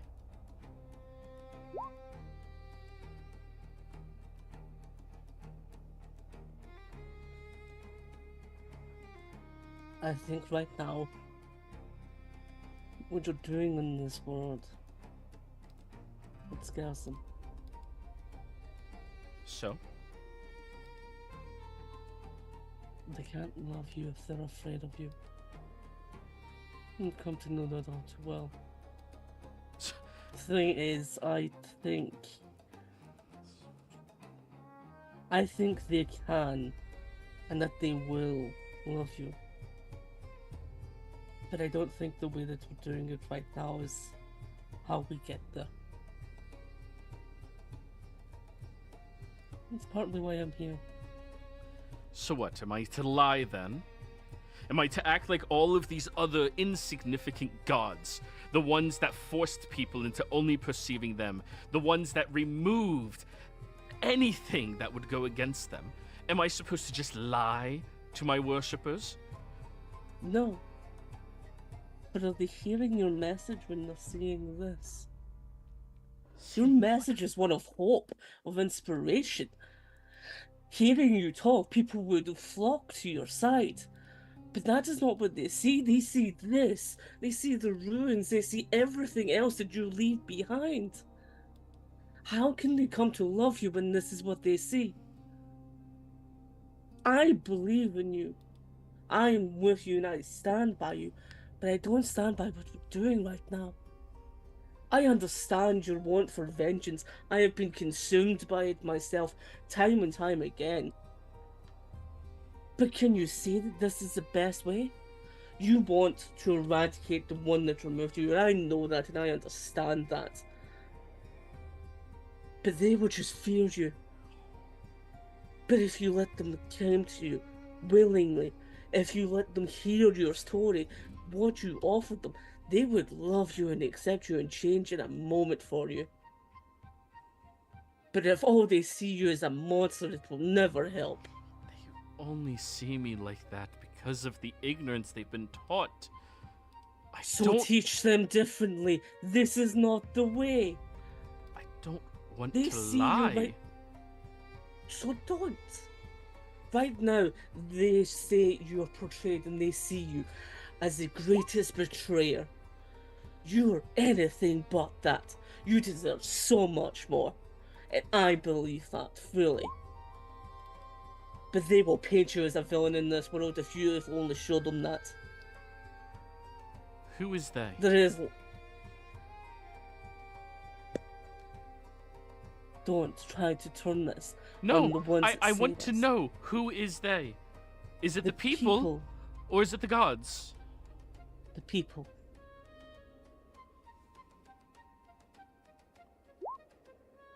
I just brokered a deal of peace. We just brokered a deal of peace between this world and ours because of the war that began, because of the falsehoods that they paraded on the moon. And they sought and they pleaded for help.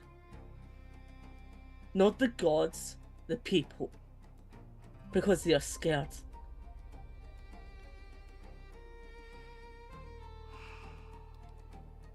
We can do better. You can do better.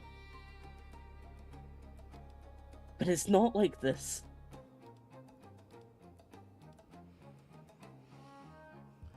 So I am a villain because I don't lie. Because I don't You're a- hide behind deceptions like the rest of the Pantheon does. You're not. Look at what has happened right now. Look at the devastation it has caused. You're doing this out of anger. You're not doing it out of love. So they see your anger. They do not see your love. If you give them a chance, they could. But right now they're not seeing that. It is impossible for them to. How are they supposed to when this is how it is? Look at what has happened. Can you truly say that you believe them to be happy? Look at those ones down there. You will like point to the ones that are freezing the cold. With an arrow right by their feet. We would use them as an example. Well, Do you visual- think Sorry. Do you think they see you truly as what you are?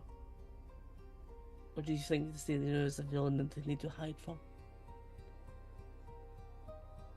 Elowen, If what were it's you... all up... Sorry, go on. Sorry, anyway. No, that's me. Okay. Elowen, what were you saying? I was saying usually gods don't punish those that don't worship them. She gives you a really look. Yeah.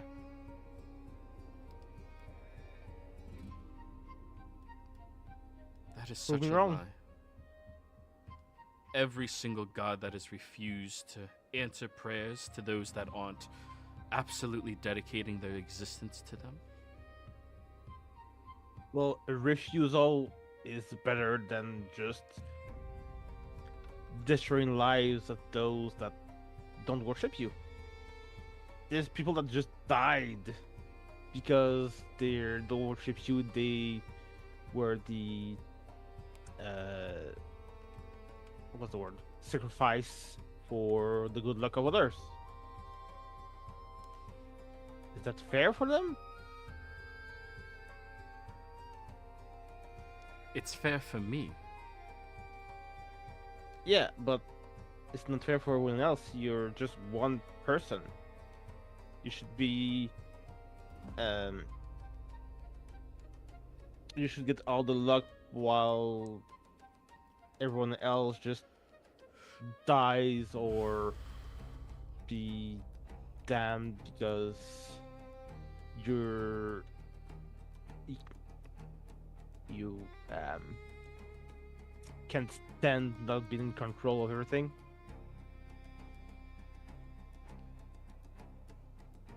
I think that's more selfish than anything else.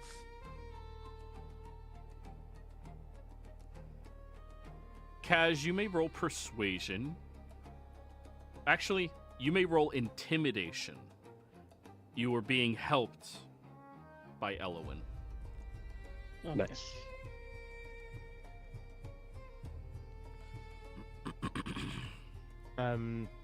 I'd like to grab the narrator's help for advantage to You already helped him. He has advantage. Oh, sorry. That's what. Yeah, like your speaking was helpful. Okay. 34.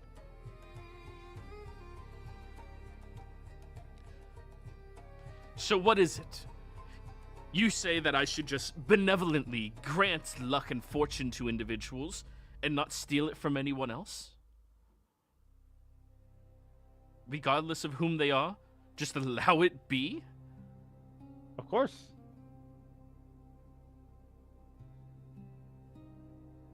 Oh. That's how luck works. Otherwise it's not luck, it's just control. But I'm luck. I give it to them and expect nothing in return. Be a blessing to them, not a bane.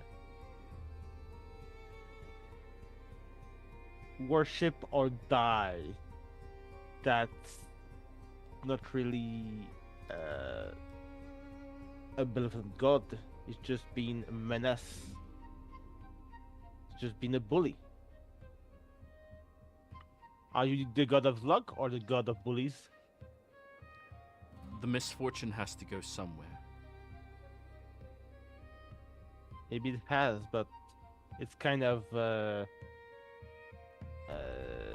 one-sided coin if you just bring extreme luck to someone and extreme bad luck to someone else, and just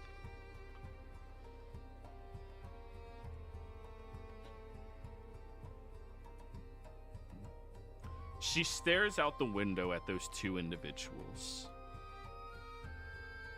deep in contemplation.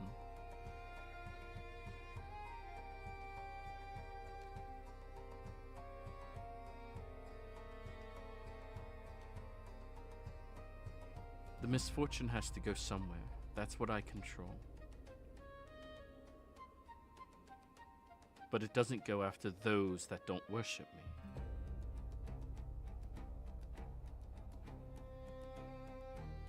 It goes to those that... Who does it go towards, Casimir?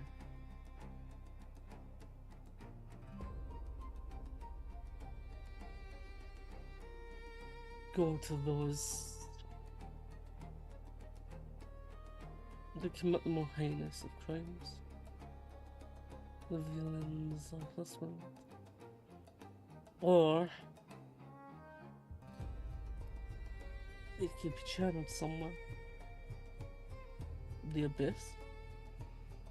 No, I can't connect to that. I could make it go to my worshippers. Why? Because those that truly love me know what luck is. They know it has to go somewhere. Would they still love me, even if it went at them?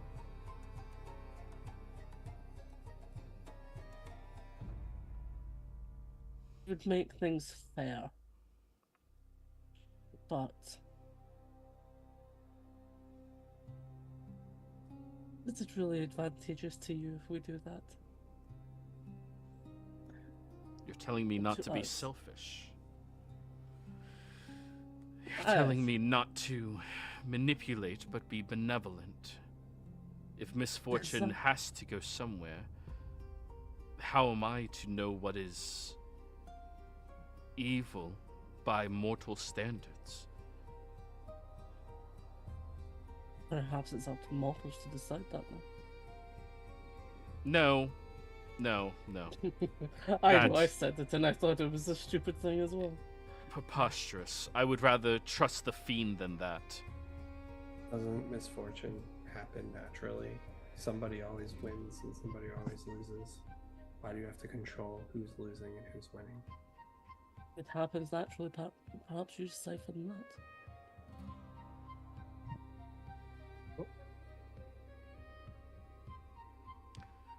I have to choose a direction for it to go. If I'm to be benevolent Why to don't the you people, I need it to go somewhere. Why don't you walk How among about- the immortals for a bit? I did that. For how long? 16 years. Boring. Then how about those that depose not just us, but everything that we stand for? Worshippers and all. The good in people and all. Sure, there's one I could think of. And any that would try to believe in her.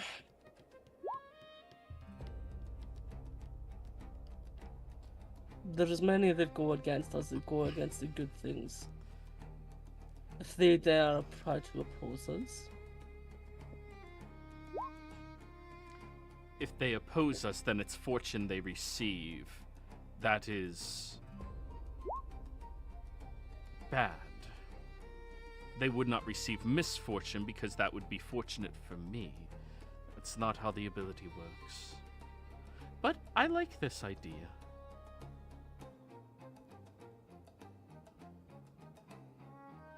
Serendipity. You all hear galloping outside as a unicorn who is turned completely black with golden eyes that are currently weeping silver comes charging in. Yes, my goddess. Serendipity. I need you to find those that are still alive that I've given misfortune to and give them hope. Your worshippers? No. All of them.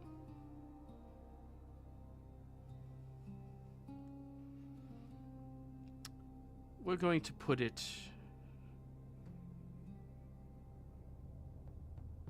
directly into the odds. But give all of them hope. Teach them all.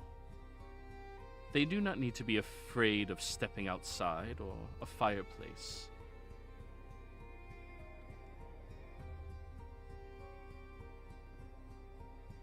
Worship if they like. But I will show them the truth of what it means to be a god. And I will show them that I earn it.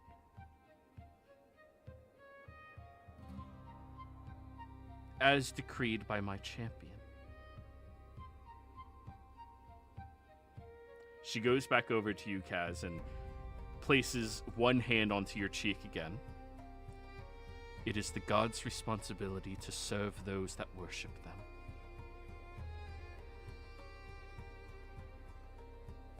Right, wrong, or Thank you. indifferent.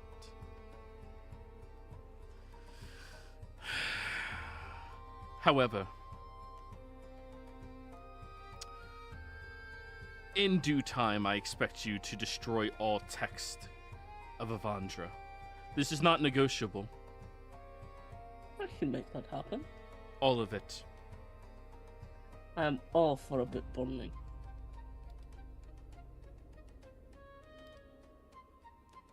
Including in Tundras. Ooh, now you're asking me something. That's fine. I have some business to do in Tundras. And Iblis. Thank you for not lying. It is the grandest ability of any of you fiends.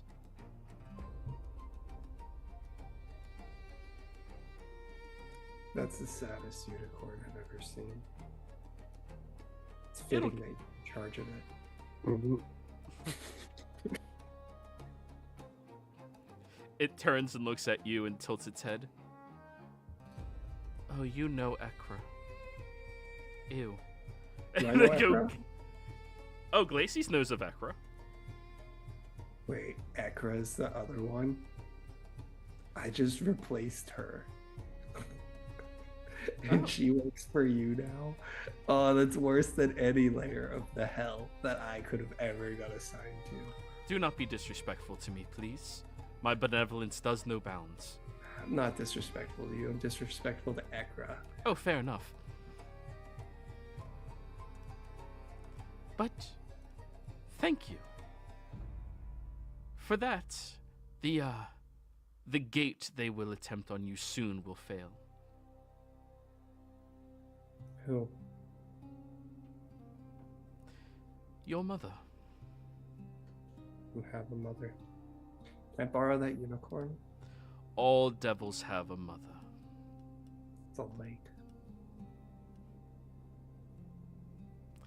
You really should ask them to stop manipulating the truth. There was a fiend some long ages ago who was directly opposed to that. You may wish to be educated by them about it. Would I know who that is? Luciphon. He's the #1 fiend against lying or manipulating the truth. He despises it more than anything. Oh, I thought it was against the river Styx. 'Cause No, that's what he is they all again. His biggest bane is anyone who manipulates the truth. And I can tell you that during break because he needs to go grab his food. We'll be right back. Yep. Gotta go. Be back.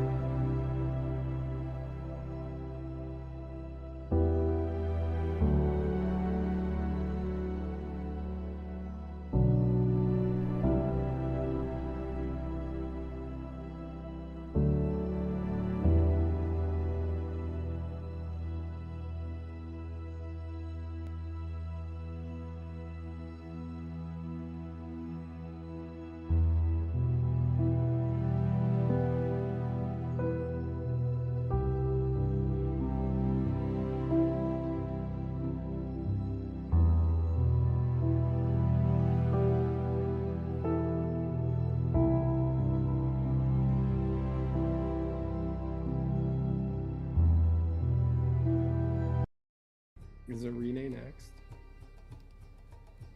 Y'all want to try? No, Arena is not on your list of to kill No, gods. I'm saying like look at the line, Lord of Hell. I mean, it's there seems to be a progression here.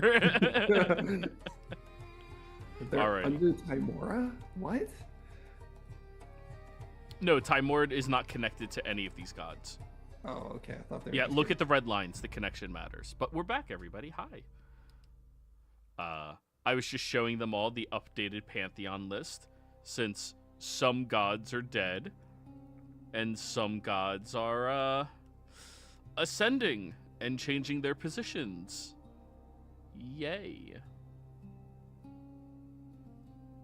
So, where last we left off, you all convinced Timora to be more benevolent with luck. Instead of just blindly taking from anybody she deems not a worshiper and giving it to her worshippers. And she said she's going to give fortune to these people. However, the odds are now going to grow exceptionally larger. Congratulations, everybody. You fundamentally changed the entire community. The what are the odds rule is now updated. If it's a good thing that could happen for you guys, the difficulty has increased by 5. If it is a bad thing that could happen to you guys, the difficulty has increased by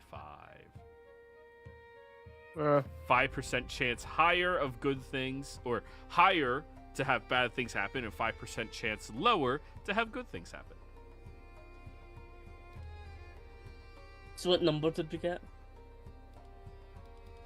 You guys rolled a 67. Or a I don't want that 68, one. sorry. Yeah, 68, Joey. I'm sorry. I forgot 6-7, the funny number. No. I don't fucking get it, dude. It's just stupid. I don't either, but I got kids and they seem to get it. My niece tried saying it one time, and I was like, I don't... 6, 7. Exactly. Like, what the With fuck? the hand thingies, too. Yeah, Yeah. that's... Yeah, I was like, yeah, it was 67, and my one niece did 6, or whatever the fuck. It's not it was. 67, it's 6, 7. I said 67. So... But anyways, she has summoned forth Serendipity and sent them out on an excursion to spread the good word of what she is doing. Now giving everyone equal opportunities of luck, and any that have had bad luck lately are going to be receiving good luck. And don't worry, it's not going to anyone in particular. Just heroes. Of magic. Yeah.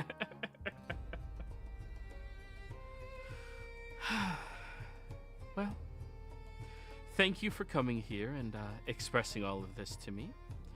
I have to reorganize my dogma.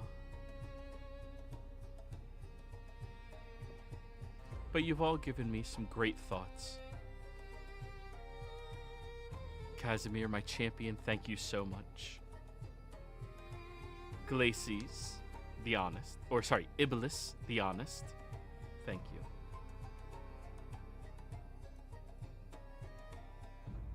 Might we offer a word more of advice then? And this one I think will be a harder one to swallow. Sure. I think you need to give them time to breathe. And that means giving up something.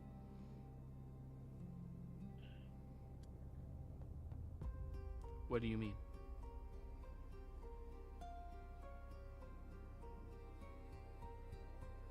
You're changing your dogma for the better, and I think that is and I support you in that endeavor, and I think that is for the best. But wounds don't heal instantly.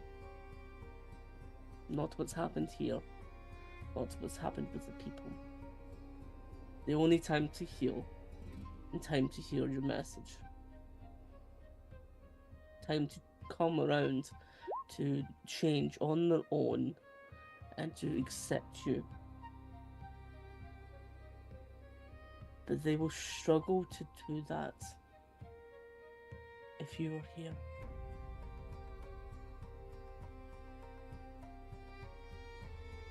Are you suggesting that I go back behind the veil? To the heavens. Why would I go there? Those aren't my peers. And they're not my worshippers. Then Zodiac, then. I don't have permission. Perhaps it's something that we can get you.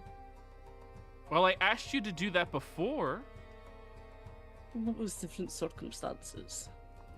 And something that we didn't have time to explore. But perhaps it's something that we can try to do now. If you would come and take refuge on Zodiac, leave this place be just to have...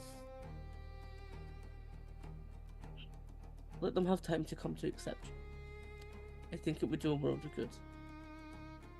You know about sacrifices and how much stronger it can be. Think of it for them. You're sacrificing your presence here. Think of the good that would do. To instill it on them. To show that good faith.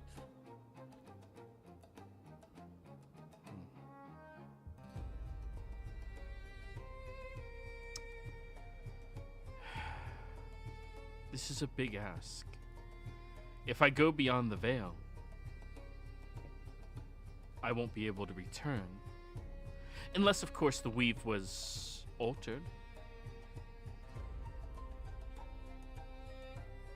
None of you are blade singers, are you?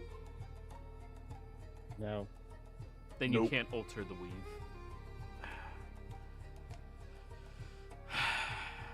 Won't we have leads on one?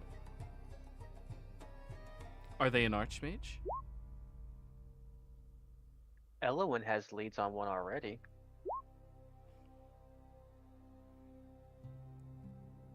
She turns to you, Elowen. Mm-hmm. You know a blade singer. Where? Yes. Well, it's not the. What's the word? A negotiation if I just tell you. No. Blade singers are powerful mages. They're the ones that helped create the weave to begin with. They're the only ones that can manipulate it. And then need him to help me repair the weave somewhere. Well, I'm wondering. Because if we had one who could alleviate the weave, they could make it so I could come back. Perhaps. Natalie influenced the weave. She didn't manipulate it. There's a big difference. Think of the weave as like something like actually woven, a pattern of fabric. Blade singers can use their blade song to manipulate and completely change it.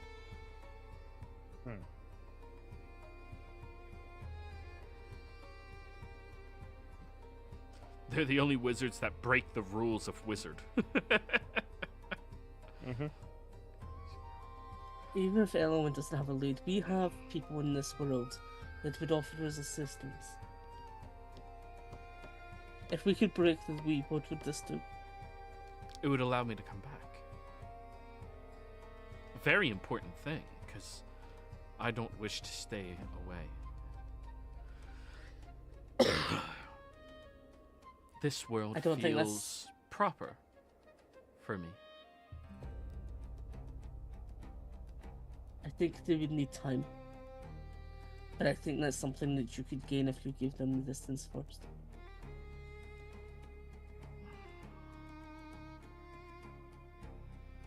I'm just being truthful with you when I say this. I think you know it to be true yourself. You could stay here, but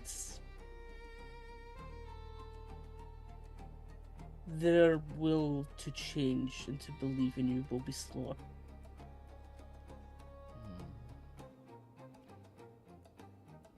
You're right.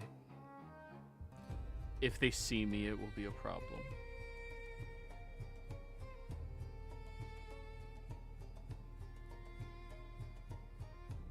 you would be gifting them something and showing that your words had purpose in doing so.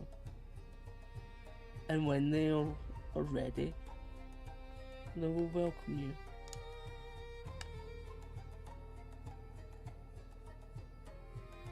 And then I'll reappear to be the benevolent god that they have not had. I like this. Hey, Vindir. Yes. I'm sorry to ask so much of you. Can you tell me what gods on this world I should potentially create a relationship with? Gods that have actually been useful. I won't tolerate the ones that have been absent. At what level of abstinence are you forsaking? Sorry, the way you typed that just made me think of that.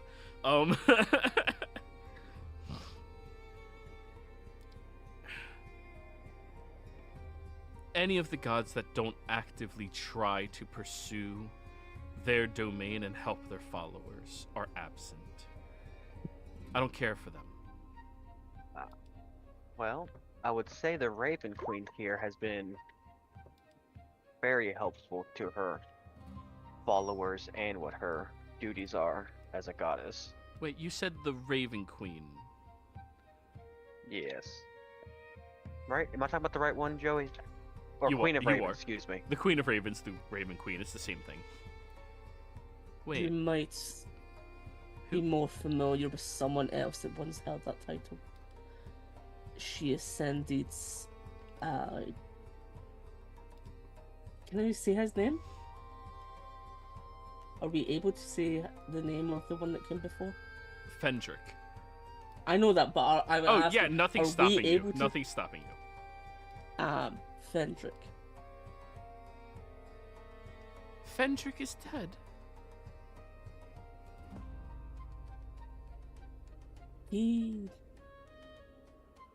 There's a long story. Perhaps if you were to speak to the Queen of Ravens and become perhaps allies with, she may impart on you. Did she steal his domain?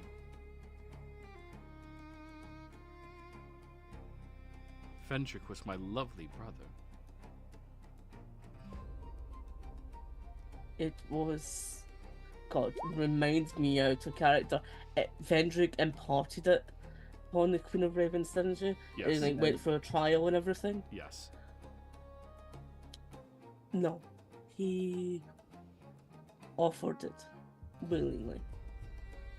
He trained them, if I recall correctly, to be suitable for the position and imparted it. Oh. I will have to learn about this. Thank you. Is there any other god worth their weight here? The Everlight. I would Really? like to say that I would like to hold some faith and say that her followers acted properly. They were one of the few in the war, even on our side, that stood against the orders of their superiors to do what was right. And even when in the trial against us, she believed in us the most. In my view. But Vindir would know better.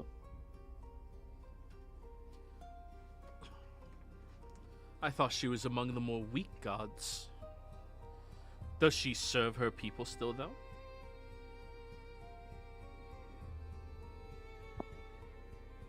I'm gonna search through my book. Does it seem like she answers more prayers than doesn't?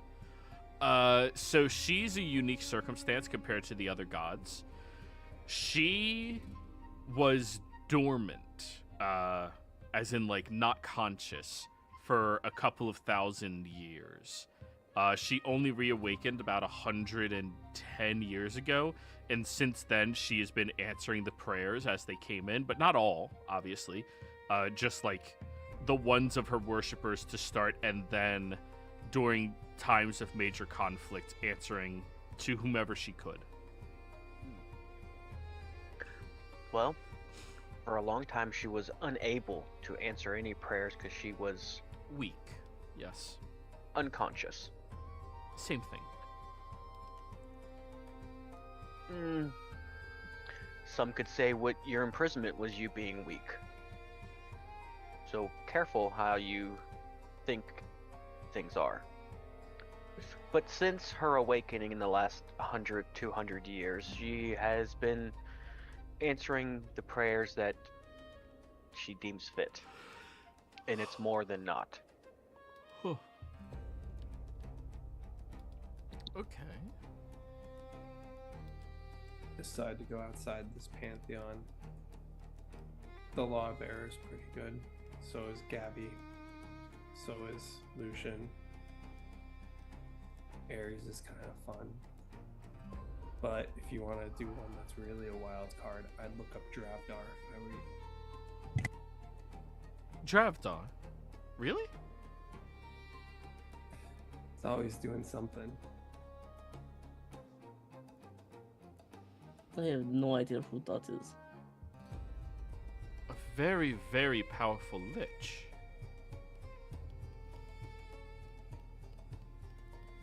Not very powerful anymore. Oh, well, then screw him. He's not useful. Be careful with the That's advice not you take true. from that demon. She's a devil, Casimir. Or were you intentionally being disrespectful? Intentionally. Understood. I won't correct you again. You're her worshiper. She's going to back you. Yeah, that's true. Irene, she was another you said one there, wasn't she? She's the one that's actually been contributing quite heavily to the Abyss. She basically is the Abyss. Oh. My sister? What of my other siblings? Alu Regine? Jonas? She's trying to Graven. kill us. Wait, who's trying to kill you? Your sister, Ala Regine.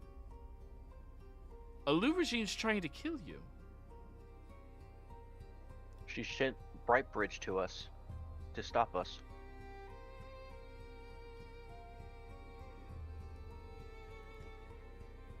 It's partly why we wanted your assistance. We don't know how to navigate the gods properly, not the political aspects. And there's many things that have not been making sense. Even the Moonweaver has not been acting right recently. And a concern is starting to grow that perhaps it is not the Moonweaver anymore. The It's your Moonweaver is sister. inconsequential. Shaw is also weak and insignificant. I wouldn't worry about either one of them. Alu Regine, however, is... She has to ask me permission if she wished to smite one of my worshippers. The tier 1s came to an agreement between each other, saying that they would not intervene in everything that came out of Evandra's demise. And she worked against that. Well, tier 1s, that's what you're calling them? Really? Okay. It's how would you phrase them? The siblings. We're all kin. Born of the same fragment of power. Perhaps. What'd you say? Nothing.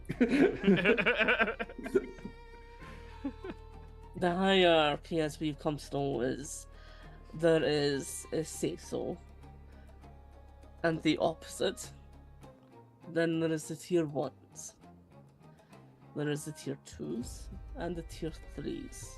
The tier 3s are the newer gods and the more inconsequential ones, as you would say.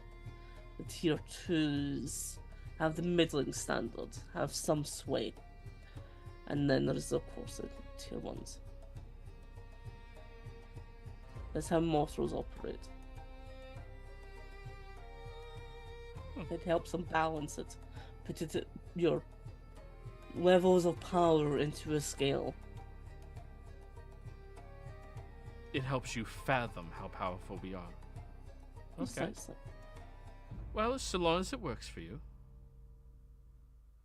That's fine, but I'll continue to just refer to them as my siblings. How about Jonas? I'm surprised I haven't seen any of him.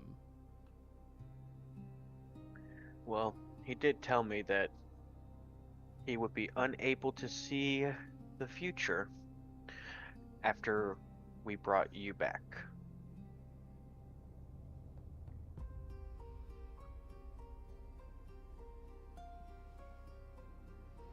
Janus works in Janus's ways. Yeah, he was quite helpful prior. Clear throat. Helpful? What do you mean? Hell yeah, let's get this case going. Yeah, Vendir, what do you... Well, he the hell did he do? Out of character, trying to remember what he did for Vendir. That I had to make that slight pact with him. Do you remember the fact that he said do not tell anybody that he helped you because he was strictly not supposed to? That was the clearing of the throat part. He doesn't like it when we tell people when he gets actively pissed off. Because we've told so many people.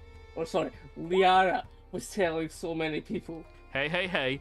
Elwyn and Liara were telling so many. Dude, that was like one of my favorite things to do as Liara, just piss off guys.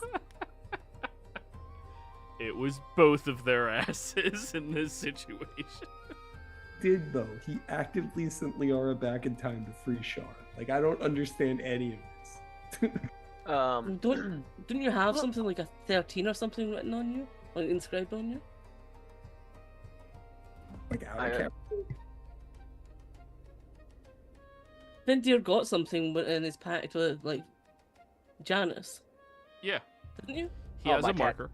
Yeah, the little tattoo. Yeah. Well, let me rephrase it. Maybe not so help. He lended an ear when I needed it. Deception check. Yeah, it's fine. I'm gonna use my scribe advantage. Don't I'm worry, probably she's a gonna need young god. Her wisdom's only like 25. I'm not proficient. Yeah. Oh. 10. Oh.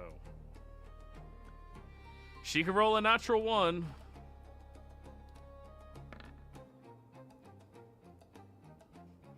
Fucking close. Why are you lying to me? Yeah, Vendir, why are you lying about Janus helping you? What's going on? Is it insidious? Is he No. conspiring? Let's trust I me. made a promise and I almost forgot to keep it. Do we see Janus in this moment? No, you do not. I haven't He's seen not him in a long time. omnipresent right now. He doesn't know the future. If you trust in me to not ask. Just not ask. You know how mortals sometimes say the gods act in mysterious ways? This is one of those. That is a stupid cop-out for gods punishing people for things that they didn't do or not intervening when they could. Ridiculous notion. That's Oh, not- I quite agree, but doesn't change the fact of just shut the fuck up about this.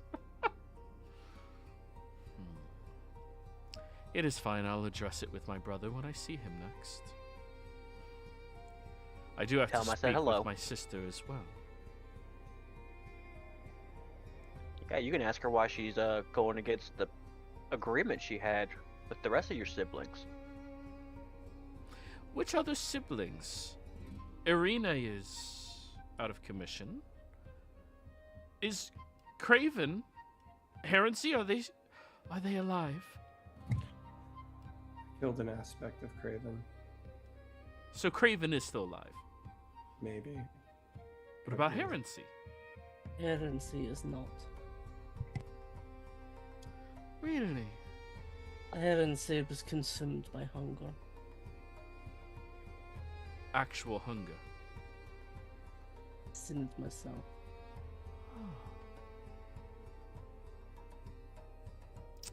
He came wandering to an invitation, and partly to try to meet me.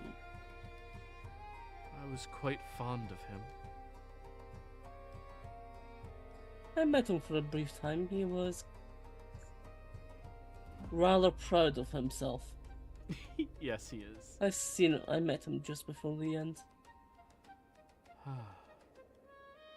Well, that happens when you attempt to fight a law. So my sister and my brother, and potentially Craven, they're the only ones still alive? How many of you were there?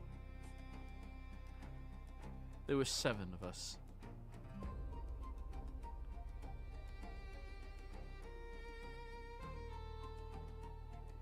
There is another, though he is not on the gods' side. Wait, there's a younger sibling than me? Really? I don't think so, but in terms of power, he seems to be on the same scale. But under the one that should not be named rule. Oh, the other half. I don't wish to invoke the name just in case. And even saying the being's name shakes this world.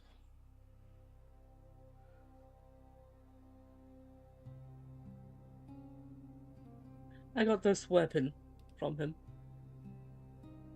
She looks at it. The first demon. Yes. So the first devil, the first demon, are both awake.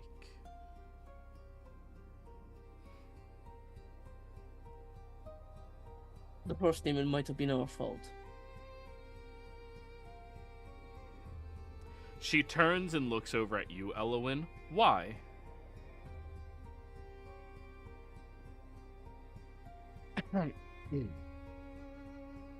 Why did you awaken the first demon?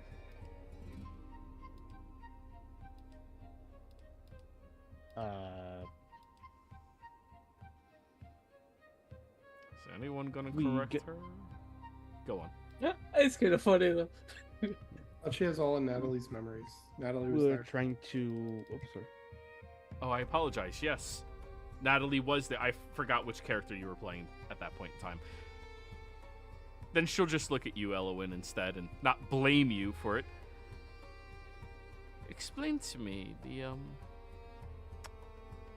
the mirror situation. Why'd you let it out? We're trying to solve another problem that we caused one. So You needed the mirror to capture aspects of laws and gods. Yeah. Makes sense. But in doing so, you released the most powerful demon to ever exist. Yes. He was within it. We didn't understand it entirely at the time. Did you slay him And at full power? When it's not within the abyss. But we later learned at the gods that unless a certain act is performed to restrain him, or certain, I think they said it was a ritual, or unless it was in the abyss itself, Right. he just returns to the abyss and would grow again. Of course. We defeated him in the hells, Oh. But not in the abyss. not in the abyss. So you fought him at about half power. And if that is only half, then we struggled in that battle. Though it was some time ago. I think we have become stronger since. Well, good luck with that one. I'm going to disappear for the time being, as you requested. If you may alert the proper mortal authorities of my benevolent and forgiving nature, they will see me after they want me to return. Thank you. Of course. You know, the mortals are going to want somebody to blame, and they're going to keep blaming you, right? That's fine. Because I am a benevolent and kind God. Then give them someone to blame.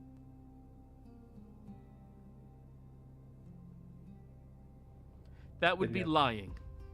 That's not lying. Not the person you'd give. But I am The to one blame that's- for the suffering that they have just had. Are you? But not for the war that they fought. Oh, are you talking about the Moonweaver? Yes, Kazi, please, be a dear. Murder her? Oh, I wasn't It's- saying that. I was saying give up the human body. Have them blame her. She's the one that corrupted you after all and made you do all this. No, she's mine. She's yours now. But who are they going to blame other than you? They may So- blame the Moonweaver. Makes perfect sense. She is to blame for everything that happened. And if they need Moonweaver- time to understand what I did, then that's perfectly fine. I can't give up this body. It's mine. Can't or won't? Both? I don't think it's both. It's always usually one. I think you No. won't. I refuse to, and I can't give it up without losing far too much. Weren't you talking about how you were supposed to not be power hungry earlier and how it was a downfall? of If all I the- am going to be a benevolent and kind giving God, You- I require power. The Everlight does it just fine, and she has 1/10 of the power you do. And should Oh, have even less Do than you. not even put her in the same conversation as me. And that's my point. She'd have even less than you still without that body, and you can't do a quarter of what she does without it. No. I will keep this body. Sounds like an excuse.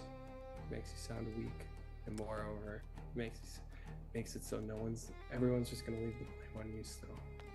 Then how about this? I'll make sure the gates don't reach you, and you will never speak of that girl again. She's mine, and I'm keeping her. I don't care about gates. Have them find me.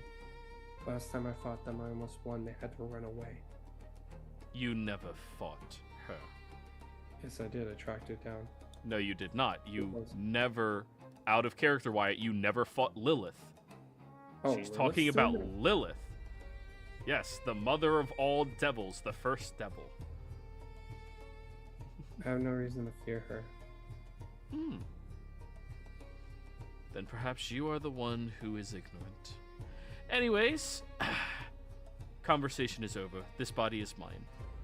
I've made my decree. Thank you very much, Casimir, for your assistance and your continued annoyance to some degree. Don't worry, the body will expire eventually. That's fine. Should really separate her. I'm gonna say, looking at you guys. Yeah. Natalie wished for this. She pursued this path, even if it's not exactly how she might have ended up, but The reason I'm saying that is because she can go anywhere she wants still. Mm-hmm. Well, got what he wanted though. She's gonna transform somebody new, so yeah. She's going to disappear from this world. We got what we wanted, and we didn't have to attack her. Well, physically. until next time. Thank you all.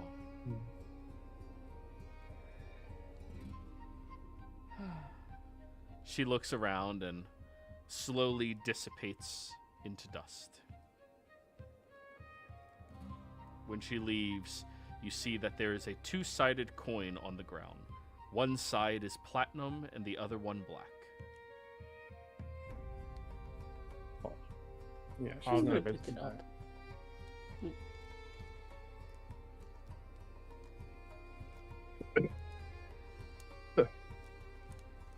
I grab the coin. You are holding the coin of Timora. Mm-hmm.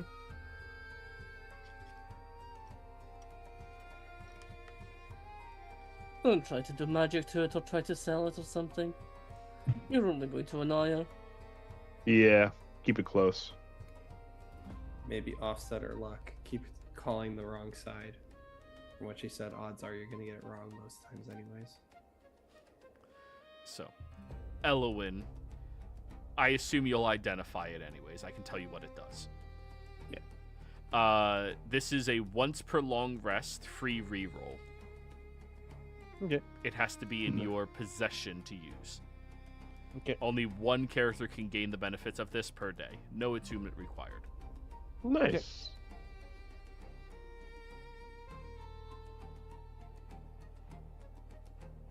Yeah, it's a simple gift, but you know. Hey, it's worth it. Free reroll and it does no attunement. Hey, she left this place willingly, turned around everything that she was doing and started work to become a better person. I think- For out her promises of future rewards. We got everything we could have ever hoped for out of this. Oh no, I'm just laughing at the item. Say that they're a god of probability and they give an item that defies probability.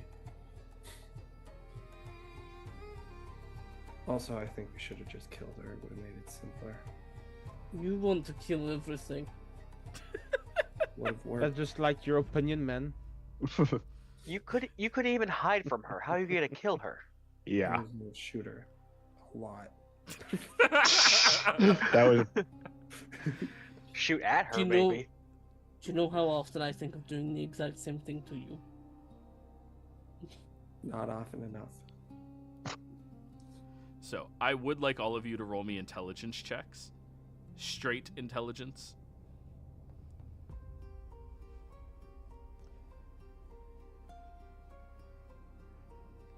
I don't think you have advantage on those, or while I don't know. I don't either. 13. I'll reroll that. Flips the coin, catches it. All right. Damn it, Elowin, you were the one we were relying on for this one. Intelligence, a human thing, Determination did. Okay. and I have you gave me the inspiration the other day. There you go. Okay, I have something to whisper to you then. Oh boy. That's all my rerolls. If you separate her, you would be getting rid of her free will. Free will has killed a bunch of people. What a benevolent monarch you've all had. Ur got what he wanted, so he wasn't going to push. He thought we had to get her to separate. That was the easy way, but we were able to talk to her, so yeah. Gotta keep them separated. But you can't make the argument that she wasn't giving them free will and it was wrong, and you want to take away her free will and that's right. She was using it to kill people, Vindir. What argument do I need to make other than that? Children are dying. That was the equivalent of war. Old people were dying. Elves. People How are many dying people all have the you time. killed in your time? If I choose, yes, but I kill people for a purpose.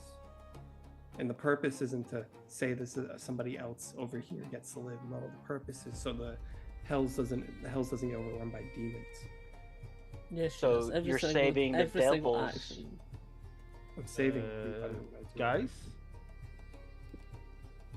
that. I think we fucked up. Why? That we She sent. said she disappeared. She didn't say she left. Oh, great. Can you just bring us to her again? You have her coin right there.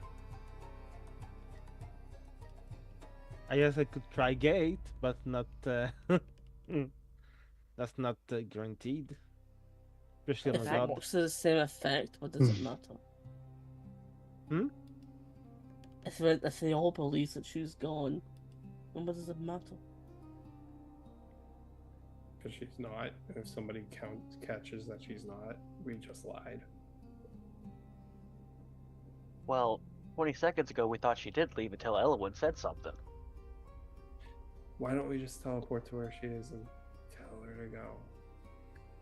Obviously, she didn't get the message.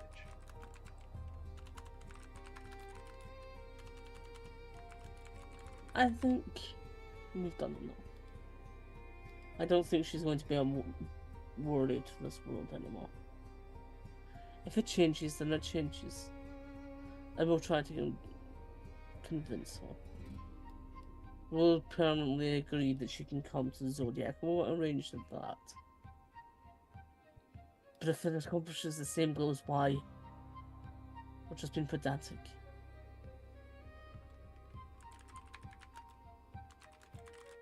As long as they believe what they want to believe, let them.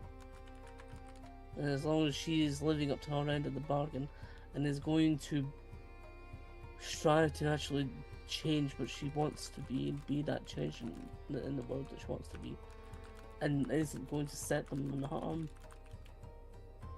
that's what they wanted.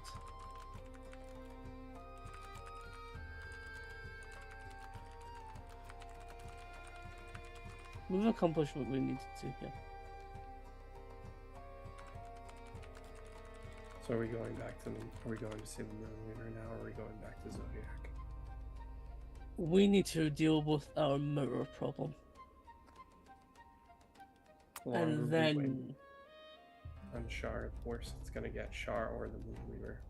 Which I'm less and less believing it's the Moonweaver from what we heard earlier. that is my next. But right now I think before we do that, because if we kill Shar we need somewhere for her power to go, or if it's a Moonweaver. But the Raven Queen warned us. This was on the timer and it was much shorter than we actually thought. Which means we need to deal with this now. We've been putting it off to deal with the other immediates.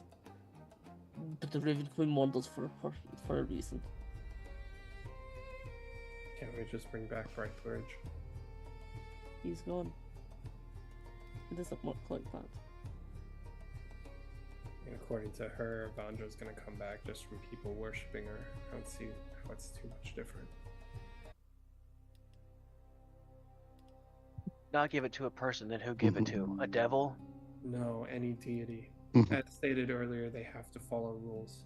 Something like travel or laws should be given to deities.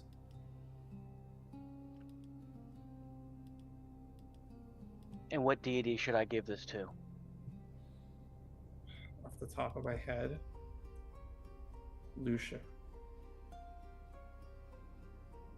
If I had to sit there and think about it for a long time, I could probably make a good argument for the lawbearer. I have someone different in mind. You just gave me an idea. And it won't involve Exandria at all. Let's head back to Zodiac. We have someone to find. Give it to Do Melissa. have to make a trip on this world. What'd you say, Elowen? I need to make a trip on this world. Want anyone to come with? What are you A doing? quick drop off. Oh, I would like to see that bit. I suppose we also need to tell the people of this world that things are happening, but So maybe it's not entirely pressing. We can do other things here that we need to do. But I think I have the right person that we might be able to give this to. They are immortal, though.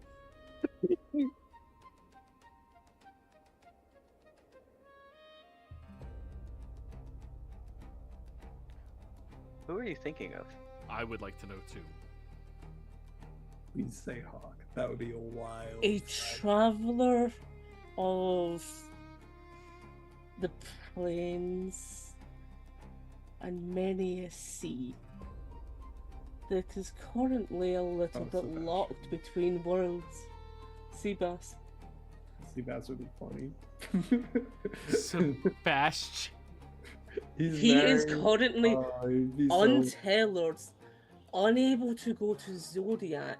We had to build a portal so that he could go between. Tell me he wouldn't fit No, I think he's funny to give- teleportation and the god of travel. Oh god, he's gonna be pissed. Tell me it doesn't actually feel right though. He's trying to be the most carefree person, and more things get put on it. Hell That's yeah, why it fits so well. Let's give He's it to untailored. Seabass. His whole He had to give up his tailor. his like- whole bloodline's fucked. Let's do it. He gave it up as That's part of gonna love everything, so it. he No, is I'm drifting in the 100% actual for it. sea, and we're giving him like it fits. It's when you said Lucian there, I was like, oh wait, maybe not, but there's certainly someone else that has a better fit. Isn't he? Oh, dude, fucking Rain's gonna be. He's pissed, married. dude. He's married Married to to. Rain. Oh yeah, she's she's gonna so be so mad. annoyed at me. Let's go, dude. It's Hey, like, Lucian's married, and he's still a god. yeah, but that's his clone. Oh my god, Reagan and Rain are gonna have similar stories now, being left by their. Oh my goodness, history repeats itself, Joey. Joy, would Seabass fit the parameters? Kaz has extensive knowledge. You do, yeah. Lucian's gonna sit here and be like, I never meant this for you. Oh my god, it's gonna be crazy. He already has family in the Pantheon, so it's not like he's going to be alone. He was a traveler. He is untailored from any world right now, so he's been forced to travel the astral seas and everything. Hates pirates. Despises pirates.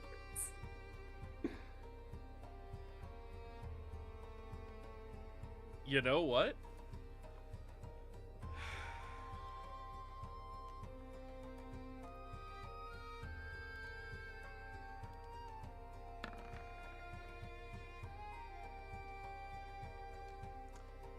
He might fit the criteria. One way to find out. Seabass a god. All right.